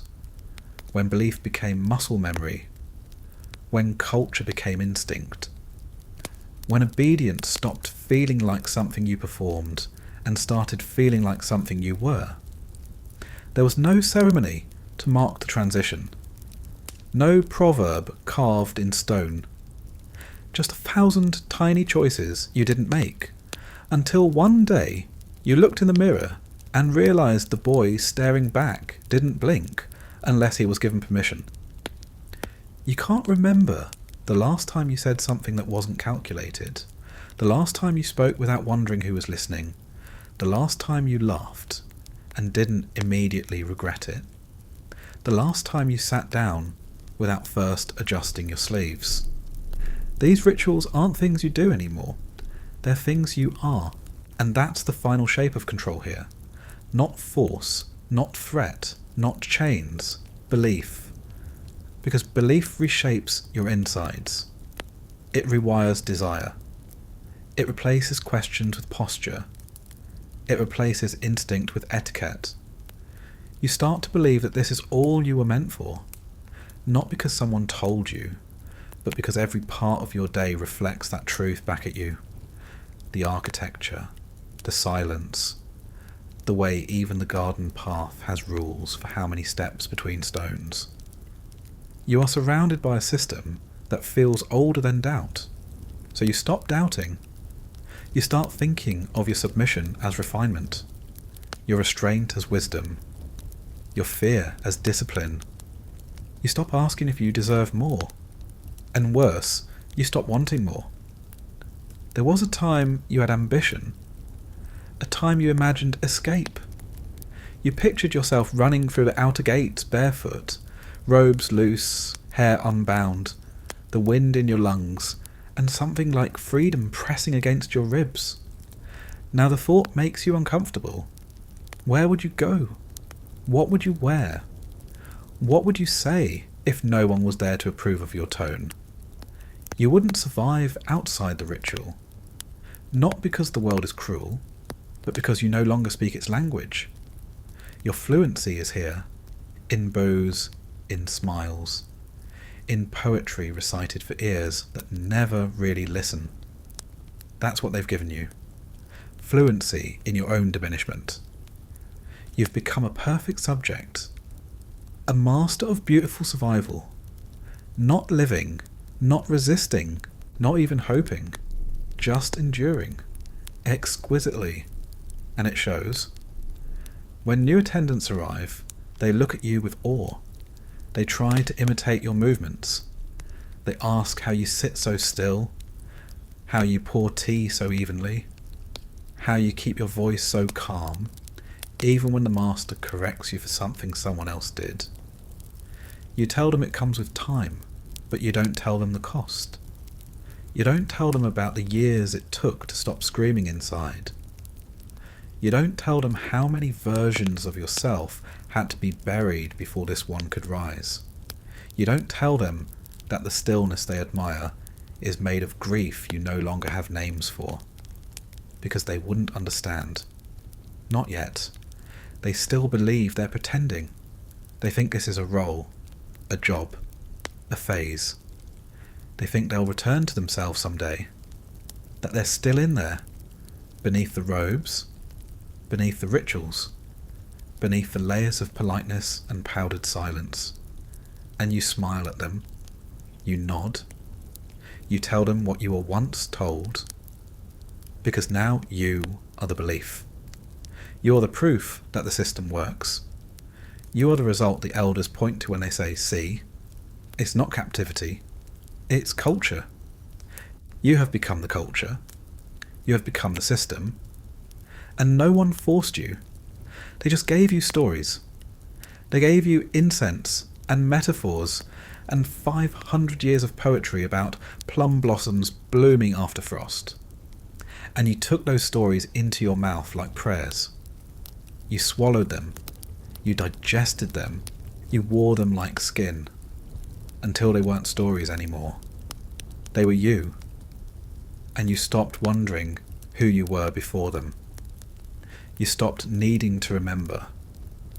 Because now, when you sit beside your master, with your eyes lowered and your fingers folded exactly as the scrolls dictate, you feel peace. Not joy, not freedom, just peace. The peace of not having to choose. The peace of being exactly what they always said you were. Graceful, quiet, beautiful, obedient, and most importantly, believing. Because belief is the last thing they take from you, and the first thing they give back, refined. It doesn't look like horror. That's the first trick. There's no blood in the corners. No chains on the walls. No screaming from behind the screens. Everything is clean, fragrant, balanced. The garden is trimmed. The corridors echo with measured footsteps. The kimonos rustle like whispers over water. But make no mistake, horror lives here. It just dresses better. It speaks in haiku. It bathes twice daily and leaves no bruises you can point to. You don't scream because you've forgotten how. You don't cry because tears are a disruption. You don't fight because no one ever told you who you're supposed to fight. And now it's too late to ask. You wake up each morning to the sound of bamboo chimes and the scent of sandalwood. Somewhere, a shakuhachi flute plays a scale that's older than your name. Everything is serene. And yet, your chest feels like a drum with no skin. You dress yourself in silence. You comb your hair with fingers that don't remember what tenderness is. You bow to the mirror, not because you respect your reflection, but because you were taught to. Even when you're alone, that's the horror. It follows you even when no one's watching. Especially then. There was a time you thought horror had to be sharp, screaming, obvious. You thought it had to be monstrous. Now you understand. The most effective horror wears socks indoors and smells faintly of plum. The kind of horror that pats your shoulder before it replaces you. The kind that teaches you how to kneel properly so that when they discard you, you do it beautifully. Because horror here isn't just endured, it's refined. And worst of all, it's routine. Take the bath ritual. 3 times a week, at dusk, you and the other concubines are summoned to the western chamber, the one with the stone tub and the lacquered tiles.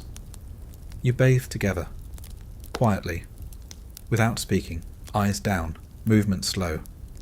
It's supposed to be cleansing, sacred, an act of purification. But you know better.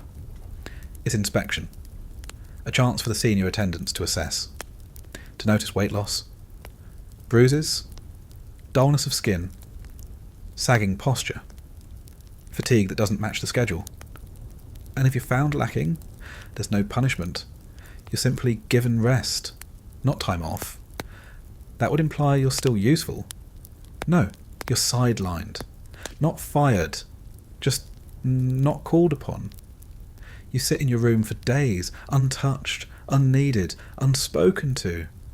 You're allowed to eat, allowed to read, allowed to breathe, but you are not allowed to matter. And that absence, that silent erasure, becomes the sharpest blade you've ever known. Because at least when you're being used, you exist. At least when you're performing, someone is watching. But when you're left alone with nothing but your well-trained hands folded in your lap, that's when the rot sets in.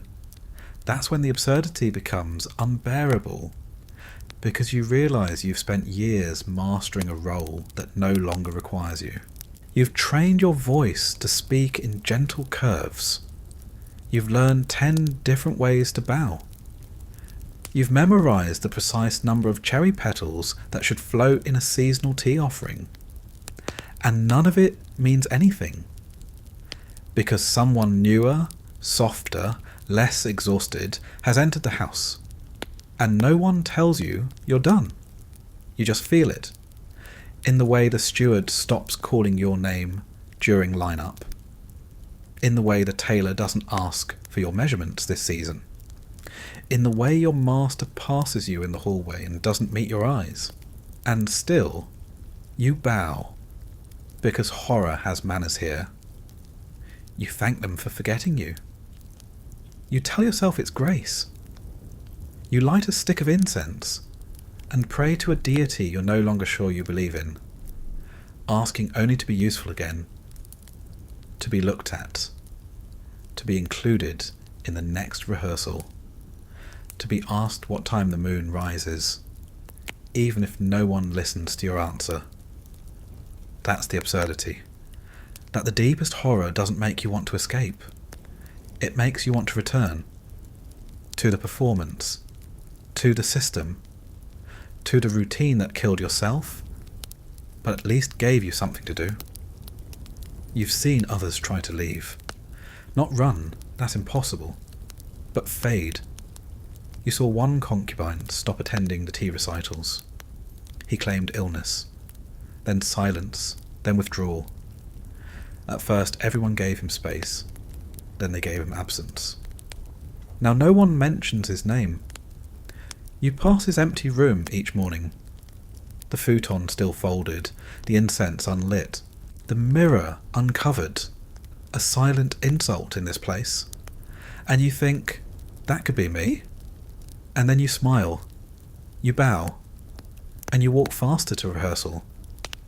Because here, the most rational thing is to keep dancing on the edge of the blade. To keep polishing your cage.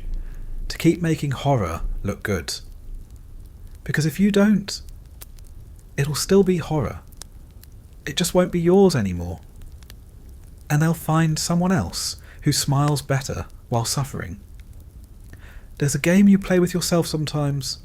You look at the other concubines and try to guess which one is about to break. It's not easy. That's the game.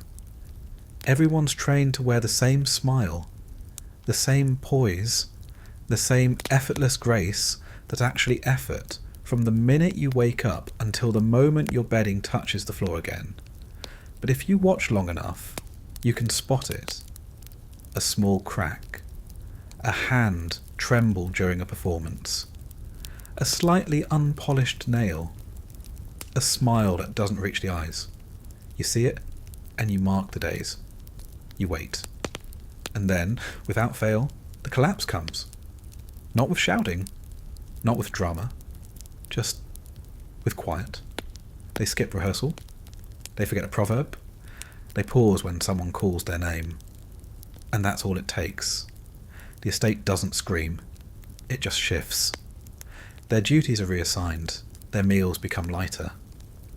Their seating, inch by inch, moves closer to the doorway, farther from the favoured lamp, the plum blossoms, the warmth of centre stage. The rest of you notice, but no one says anything.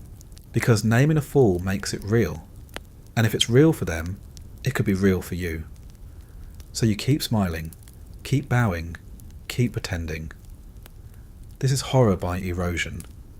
And it's everywhere, like in the music hall. Once, during a private evening gathering, you played the shamisen for a guest who requested something melancholy and unfamiliar. You chose an old piece, sparse, strange. You thought it was beautiful. Afterward, he complimented your posture, not the music, just the way your wrists moved. Later, you were told not to perform that piece again. Too unsettling, said the steward. Too slow, said your master. Too old-fashioned, said someone else. But no one criticised you directly. They just criticised your choices. That's how correction works here. Not by striking, by removing the stage before you're finished bowing. You learn quickly. Beauty is only beauty if it comforts, if it pleases, if it obeys the moment. And if it doesn't, it isn't art anymore, it's disturbance. And you're not allowed to disturb. Even your sadness must be beautiful, presented in couplets, fanned out like silk sleeves in the wind.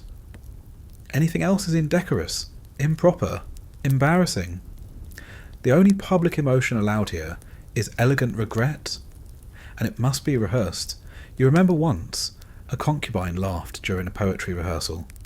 Not loudly, just a quick, accidental breath during a poorly phrased line someone else read. Everyone froze. The scrollmaster smiled, coldly. Laughter is a gust of wind, he said. We don't open windows during calligraphy. The next morning that boy's name was missing from the scroll rotation.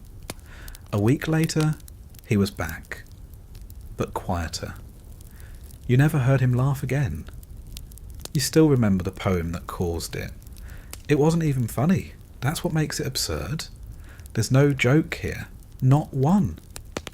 But you still have to smile. Smile when the guest tells you your name means still water, and then jokes that you must be deep or dead inside.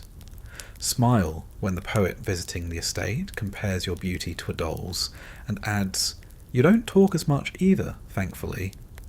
Smile when your master asks you to recite the love poem you wrote, and then stops listening halfway through because his tea arrived. Smile when someone calls you refined as they ignore you completely. The absurdity isn't in what they say. It's in the fact that you've stopped noticing it's strange, that you expect it, that you wake up ready to be gently insulted. Because a gentle insult means they're still looking at you, still aware of you, still interested enough to wound you with flair. It's when they stop that you start to worry. You once went 3 whole days without a single correction. No one adjusted your bow. No one commented on your posture. No one suggested you change your robe. At first, you thought you were improving. Then you realised no one cared. You weren't improving. You were fading. That was the first time you felt real panic in years. Not fear of punishment, fear of absence. So you broke form, just slightly. You spilled tea, just a drop, just enough. The steward noticed, reprimanded you, not harshly, just enough.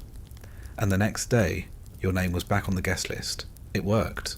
You re-entered the script. Even failure, if done with timing, can be a kind of plea. A cry wrapped in obedience. Because that's the real absurdity here. You have to fail strategically to survive. You can't be too perfect. That makes you threatening. You can't be too flawed. That makes you replaceable. You must constantly read the temperature of the room and adjust yourself to be just right. And that right changes daily, based on who's visiting, who's watching, who's bored, who's angry, who's nostalgic, who's drunk. It's like trying to serve tea in an earthquake and still be told your sleeves are too stiff. And yet, You keep doing it. Not because you believe anymore, but because not believing doesn't help. There's no escape route, no secret tunnel. Just layers of performance stacked like lacquered boxes. And you folded neatly inside them. And you laugh sometimes, quietly, to yourself, at the sheer ridiculousness of it. Because if you step back, really back, and look at the picture, it's grotesque. A house where beauty is a currency, where silence is currency, where your body is currency, where love has been replaced with ritual, and desire is filtered through approval, where a single sigh in the wrong tone can reassign your future, where no one is happy, and yet everyone pretends to be the exact right amount of satisfied. And the worst part? It works. The system functions. You get fed, you get clothed, you get complimented, you perform. And sometimes, for a brief second, someone looks at you like you're more than decoration. And that second keeps you going for weeks. That's the horror. That's the absurdity. That a system this cruel can feel almost livable if you let it. If you smile. If you bow.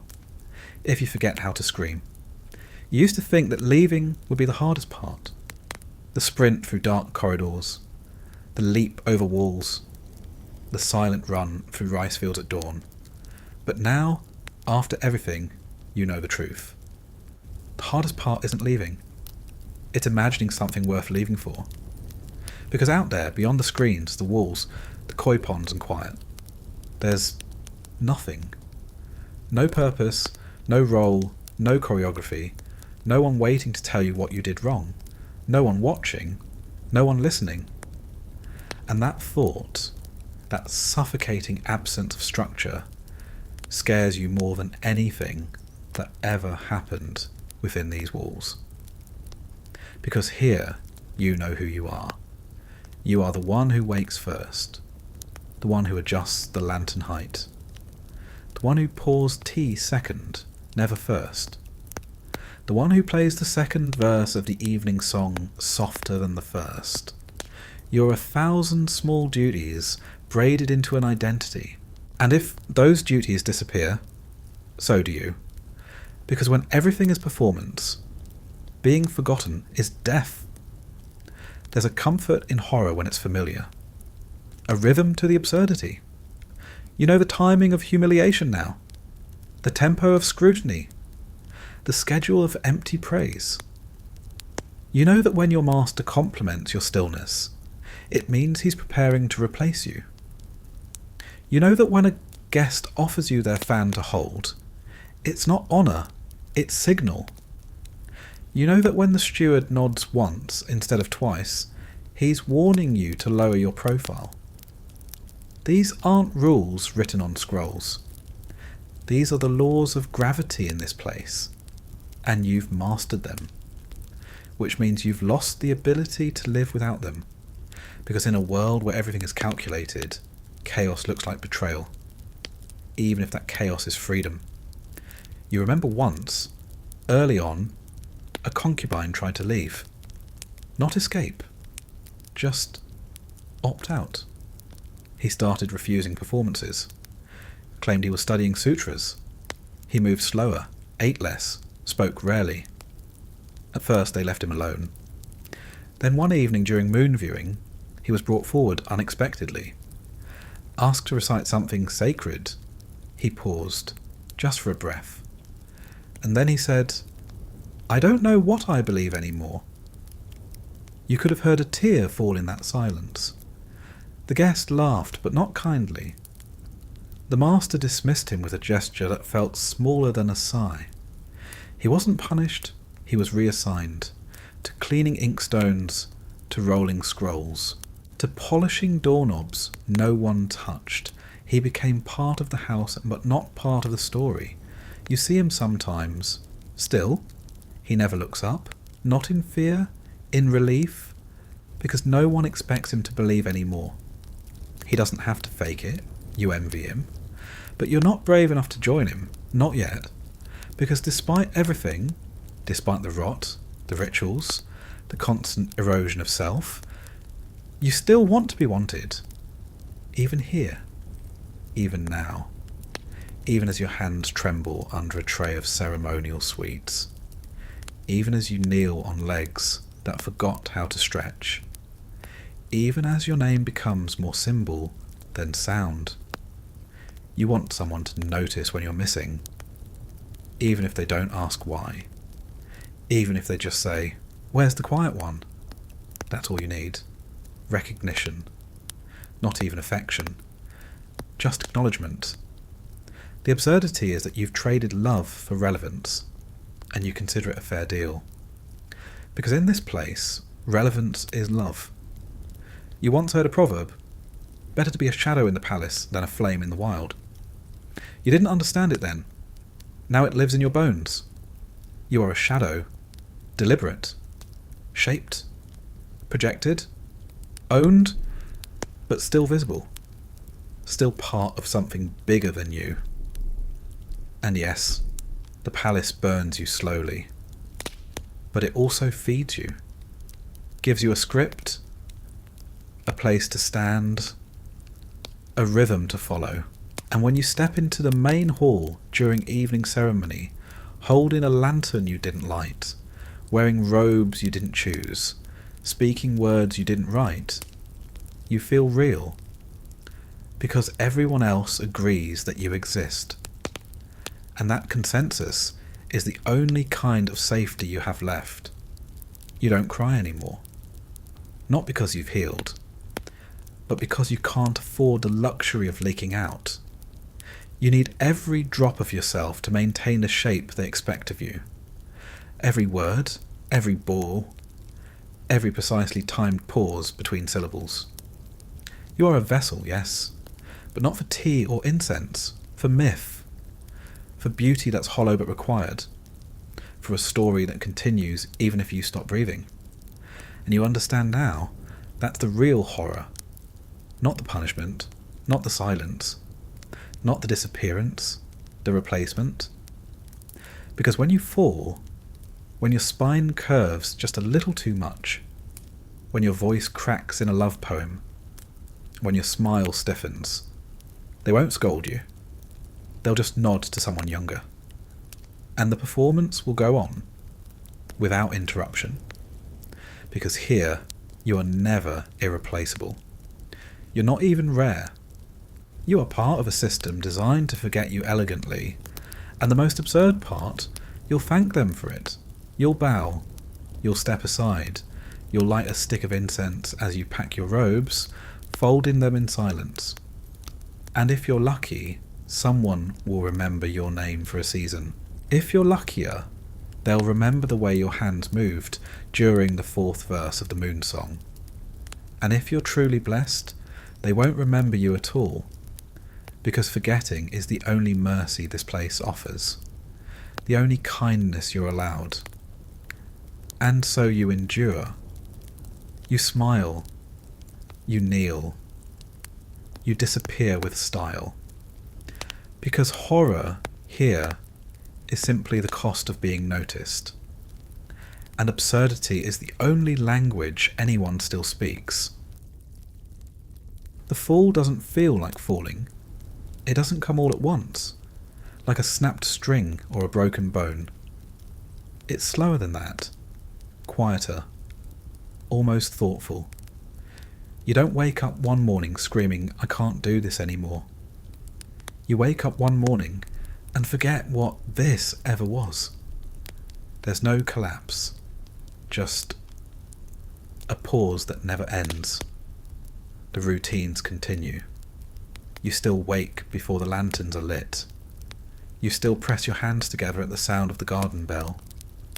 You still walk the path to the west chamber, counting the exact number of steps it takes from door to curtain. You still smile, but the thing behind the smile, gone. You start to notice small things first. You hear your name and don't respond right away. Not because you didn't recognize it, but because it felt like it was meant for someone else.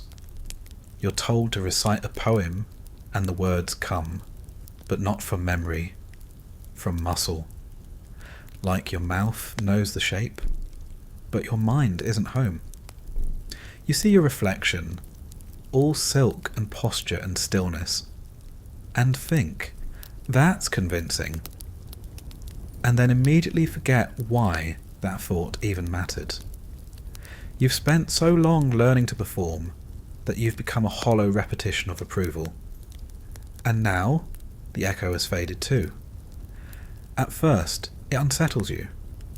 You try to fix it. You redouble your efforts in rehearsal. You rememorize the seasonal greetings. You volunteer to recite during the evening readings. You braid your hair more carefully than you have in months. But no one notices. Not because they don't care. Because nothing was wrong to begin with. They never saw the pause. Only the shape you left behind. And that's when it hits you. You can vanish without disappearing. You can fade from the inside and still fulfill every duty. And no one will call your name in alarm. No one will say, you look different. No one will ask, are you all right? Because they can't tell the difference between the performance and the person.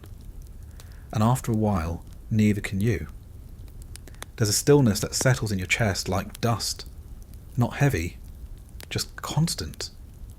You stop dreaming. Or if you do, you don't remember. Sleep becomes a rehearsal. Rest is preparation for the next day's emptiness. You stop looking forward to anything. Not meals, not rituals, not praise. You're not sad. Sadness requires energy. You're not angry. Anger implies a memory of injustice. You're not numb. Even numbness has texture. You're just quiet. And the quiet grows. It becomes your posture, your breath, your pace. You stop finishing sentences in your head. You stop wondering if there's more. You stop missing whatever it is you forgot. There's a story told during evening reflection sometimes about a painter who became so skilled at copying flowers that he eventually refused to paint real ones. Why? A pupil asks in the story. And the master replies, because real things wither, but the idea never wilts. You used to think that story was about beauty. Now you know it's about giving up on reality, choosing the idea instead of the mess, the shape instead of the substance. And that's what you've done, isn't it? You've chosen the idea of yourself over the reality, because the reality, the honest, gasping, wounded, craving thing underneath, has no place here. It never did. And now it's too quiet to even ask to return. Once, you sat beneath the plum tree with another concubine, a boy with long fingers and a voice like silk over water. He said, do you ever think about before? And you laughed softly and said, before what? He smiled. Exactly. That was the last real conversation you remember having. Not because you haven't spoken since, but because that one mattered. Because for one moment you both admitted that something was missing, even if neither of you could name it. That same boy vanished months later. Not reassigned, not punished, just gone. No one mentioned it. You didn't ask. And now, the silence he left behind feels no different from your own. The estate has absorbed you both, smoothed your edges, ironed out your questions, replaced your voices with perfect choreography. It's hard to remember what it felt like to want anything. That might be the final stage. Not despair, but contentment without self. You are a satisfied echo now. You walk through the halls and fulfill your duties, and speak your lines, and wear your robes, and thank your master, and bow to guests, and write haiku, and hold your tea perfectly still, even when your hands go numb from the cold. And somewhere deep beneath all that, a tiny voice whispers something you used to understand, but you no longer have ears for it. because there is no space left in you that hasn't been taught to serve. No corner of your mind that hasn't been walled off and arranged by custom. No rebellion that doesn't feel childish in the face of such elegant control. And the most terrifying part? You're okay with it? You're not proud. You're not ashamed. You're not anything. You are what they needed you to become. A vessel.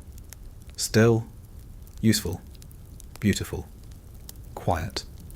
And when you look in the mirror at night, you don't ask, who am I? You ask, if anything at all, was I convincing? And the answer is always yes. Because now, there's no one left to say no. There's a moment, quiet, unmarked, where the voice in your head stops sounding like yours. It doesn't leave. It just changes tone. You notice it one morning during the mirror ritual. You're tying your obi. It's too tight, slightly uneven, and for a flicker of time, something inside says, try again. But the words don't feel internal. They're not encouragement. They're instruction. They belong to the house now. The voice in your mind doesn't comfort you anymore. It corrects you, positions you, coaches you into silence. You're no longer thinking. You're being thought for. And it's soothing, because thought, real thought, is sharp. It scrapes at the walls of your routine. It asks hard questions like, what do I want? Or what's missing? Or worst of all, what happened to me? But this voice doesn't ask. It guides, gently, flawlessly, and you let it. Because thinking for yourself started to feel like sand in silk. Grainy, out of place, loud, so you let it go. You surrender the burden of identity, and for the first time in months, maybe years, you sleep through the night. No dreams, no tension, just emptiness wrapped in ceremony. They say the body remembers what the mind forgets. But yours has started to forget too. Your footsteps used to falter near the courtyard where he used to sing. Now they don't. Your hands used to shake during certain tea arrangements. The ones with plum blossom designs. The ones he always preferred. Now they don't. Your breath used to catch when you passed the ink storage room, where he once whispered run and laughed like it was a spell. Now it doesn't. Even your body has moved on. You are free of weight now. Even grief no longer clings to you. You've reached the final tier of refinement. You don't feel like anything at all, and no one notices. Because this is the goal. This is what you were shaped to become. A presence so perfect, so balanced, so emotionally neutral, that even your emptiness feels like elegance. You aren't broken, you're polished. Even your silence is beautiful now. A soft hush that doesn't ask to be filled. There was a time when you marked the days by something real. The changing scent of the garden, the return of a bird, a specific laugh in the West Hall. The feel of calligraphy ink clinging to your wrist like a secret. Now your days blur. Not from trauma, but from perfection. Everything happens exactly as it should. Exactly when it should. Exactly how it should. You could skip a week of meals and no one would notice. Not because you're irrelevant, but because the shape you left behind continues without you. Because you've become an idea now, not a person, and ideas don't starve. Ideas don't ache. Ideas don't scream into the cushion when no one's listening. You used to, though. You remember that. Faintly. There was a time you wept into your sleeves, silently, biting the fabric to keep from being heard. You remember thinking, someone will notice, someone will ask. No one did, but you don't hold it against them, because they were crying too, just not at the same time. You now understand that the house doesn't need to oppress you to control you. It just needs you to believe that feeling is excess, emotion is disorder, joy is indulgence, sadness is impolite. So you pare yourself down. You whittle yourself into the narrowest version of a human that still functions. You are efficient now, and nothing is wasted, not even your heartbreak, because it's been folded into posture, into precision, into perfection. Your sorrow has become part of the decor, and people admire it. Guests remark on your serenity. Masters praise your discipline. Even the steward, who once scolded you for blinking too often, now nods at you like a statue well placed in a moonlit corner. They see grace, you feel absence, but it looks the same. And so it continues. You wake, you breathe, you bow, you fold, you exist as expected. And when, on rare nights, you feel a flicker of something, an itch under your skin, a twitch in your hand, a desire to speak without being spoken to, you press your palms together, bow slightly, and wait for it to pass. It always does. Eventually, even longing becomes fatigue. You stop wanting to escape because the idea of anywhere else sounds exhausting. Here, at least, you know the rules. Here, your pain has a cushion under it. Here, your sadness wears silk. Here, your collapse is well lit and beautifully framed, and that is enough, because the alternative, the outside, the world without this structure, it's wild, messy, unrefined. You wouldn't know what to do with yourself. Who would you be if you weren't kneeling? What would your hands do if they weren't serving? What would your voice sound like if it wasn't trained for softness? You're not afraid of pain anymore. You're afraid of unscripted silence, of a world where no one expects anything from you, not even elegance. And so you stay, you smile, you drift, you surrender. Not with fear, not with resistance, but with the gentlest collapse imaginable. A sigh, a bow, a breath that never deepens, and no one notices. Because here, that's the goal, to vanish beautifully. You used to have a name. You still answer to it. You still bow when it's called. But it doesn't feel like ownership anymore. More like a title inherited from someone who used to live inside this body. You hear the syllables spoken aloud and think, he was good at smiling. He kept his sleeves clean. He never raised his voice. You don't think, that's me, because it isn't. Not really.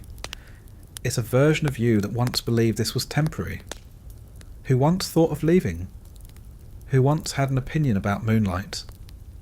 He's gone now. You've outlived yourself. Not in the way heroes do, burned into legend, frozen in bronze. You outlived yourself by becoming smoother, less visible, less urgent, less anything. It was a quiet death. No funeral, no mourning. Just a slow slide into ritual, a filling out. Now when people look at you, they see a presence, not a person. They see coordination, symmetry, taste. You're the soft rustle of silk at the edge of a gathering, the one who moves the lamp closer during a lull in conversation, the one who reads a poem without imprint, the one whose hands seem to know what's needed before anyone asks. You're impressive, admired, absent. Even when you speak, it's not with a voice, it's with tone. The words are sculpted, rounded, sanded smooth. Every sentence ends before it begins. Every thought is just a shape. You speak like paper, folded. And when people nod in approval, something in you nods back. Not out of pride, but out of agreement. Yes, this is what I was shaped for. You no longer question whether you're happy. Happiness is too loud, too coloured, too foreign. What you feel now is a cool stillness, like the moment before ink touches parchment. like steam rising from a bowl long after the water is gone. It's peace, but not the kind people write about. This peace doesn't soothe, it silences, and you welcome it. Because it means the last flicker of why is gone. That flicker was always the hardest part. The one that made you pause before the evening ritual and wonder, what if I ran? The one that whispered remember during calligraphy. The one that trembled when a guest touched your wrist too long and smiled too softly. That flicker is gone now, and in its absence there's finally room for complete function. You don't get confused anymore. You don't hesitate. You don't grieve. Grief requires memory, and your memories have lost their edges. You remember stories, but not whether they happened to you. Did you once play a song that made someone cry? Did someone once call you beautiful like it hurt them? Did someone once promise to take you with them? It's hard to say. You remember a garden, a voice, a hand. Maybe it was yours. Maybe it was someone else's. It doesn't matter. None of them are here now. Only you. Only this. Only performance. You're a full-time role now. A walking purpose. A finely tuned reply. You don't eat because you're hungry. You eat because the schedule demands it. You don't sleep because you're tired. You sleep because the lamps are dimmed, and your name isn't on the night roster. You don't bathe because you need to be clean. You bathe because cleanliness is part of the form, and the form is all that's left. Structure, sequence, symmetry. You begin to forget what days are. Time becomes rotation. Seasonal, symbolic. Cherry blossom poems in spring, moon viewing verses in autumn, ice arrangements in winter, firefly silences in summer. The world outside the estate, a rumour. Sometimes you overhear servants talking about it. Rainstorms in the city, fires, festivals. You listen, but only like you'd listen to a ghost story. Fascinated, disconnected. That world isn't yours anymore. You've lived here so long. The idea of streets and noise and unpredictability feels like fiction. Unrefined. Unkind. Here at least you know your edges. They may be soft, but they are familiar. And you are safe inside them. No one will ever love you here. Not truly. Not in the way people love each other in chaotic, messy, dangerous places. But they will need you. They will use you. They will call on your refinement and offer a nod of approval in return. And somehow that feels like enough. Because need is something. Because use is better than being forgotten. Because love, you've come to understand, was always just another myth written in a prettier font. At night, when you sit by the lamp polishing the lacquer on a guest's hair ornament, you sometimes hum. Not because you want to, because that's what's expected. A low hum, measured, soothing, decorative. You hum like a wind chime might hum if it had lungs. And while you hum, you realise something. You're not acting anymore. This isn't a performance. This is all that's left. This is you. And when that thought settles, you do not flinch. You do not cry. You do not panic. You do what you were trained to do. You breathe in. You bow to the empty room. And you hum a little louder. The lamp flickers once, then again, then goes still. Somewhere far away, beyond the walls and scrolls and layers of silk, a bell chimes. Not to summon you, not to dismiss you, just to mark the passage of something that no longer needs to be named. You're not standing anymore. You're not kneeling. You're simply placed. Like an ornament, like a memory, like something once loved for its silence. The house exhales. A long, Quiet sigh through bamboo slats and over the lacquered floor. Outside, the wind forgets your name. Inside, the last scent of incense curls upward into nothing. You do not move. There is no performance left, no posture to hold, no guest to impress, no master to mirror. Only the room, only the stillness, only the slow, beautiful drift toward less and less.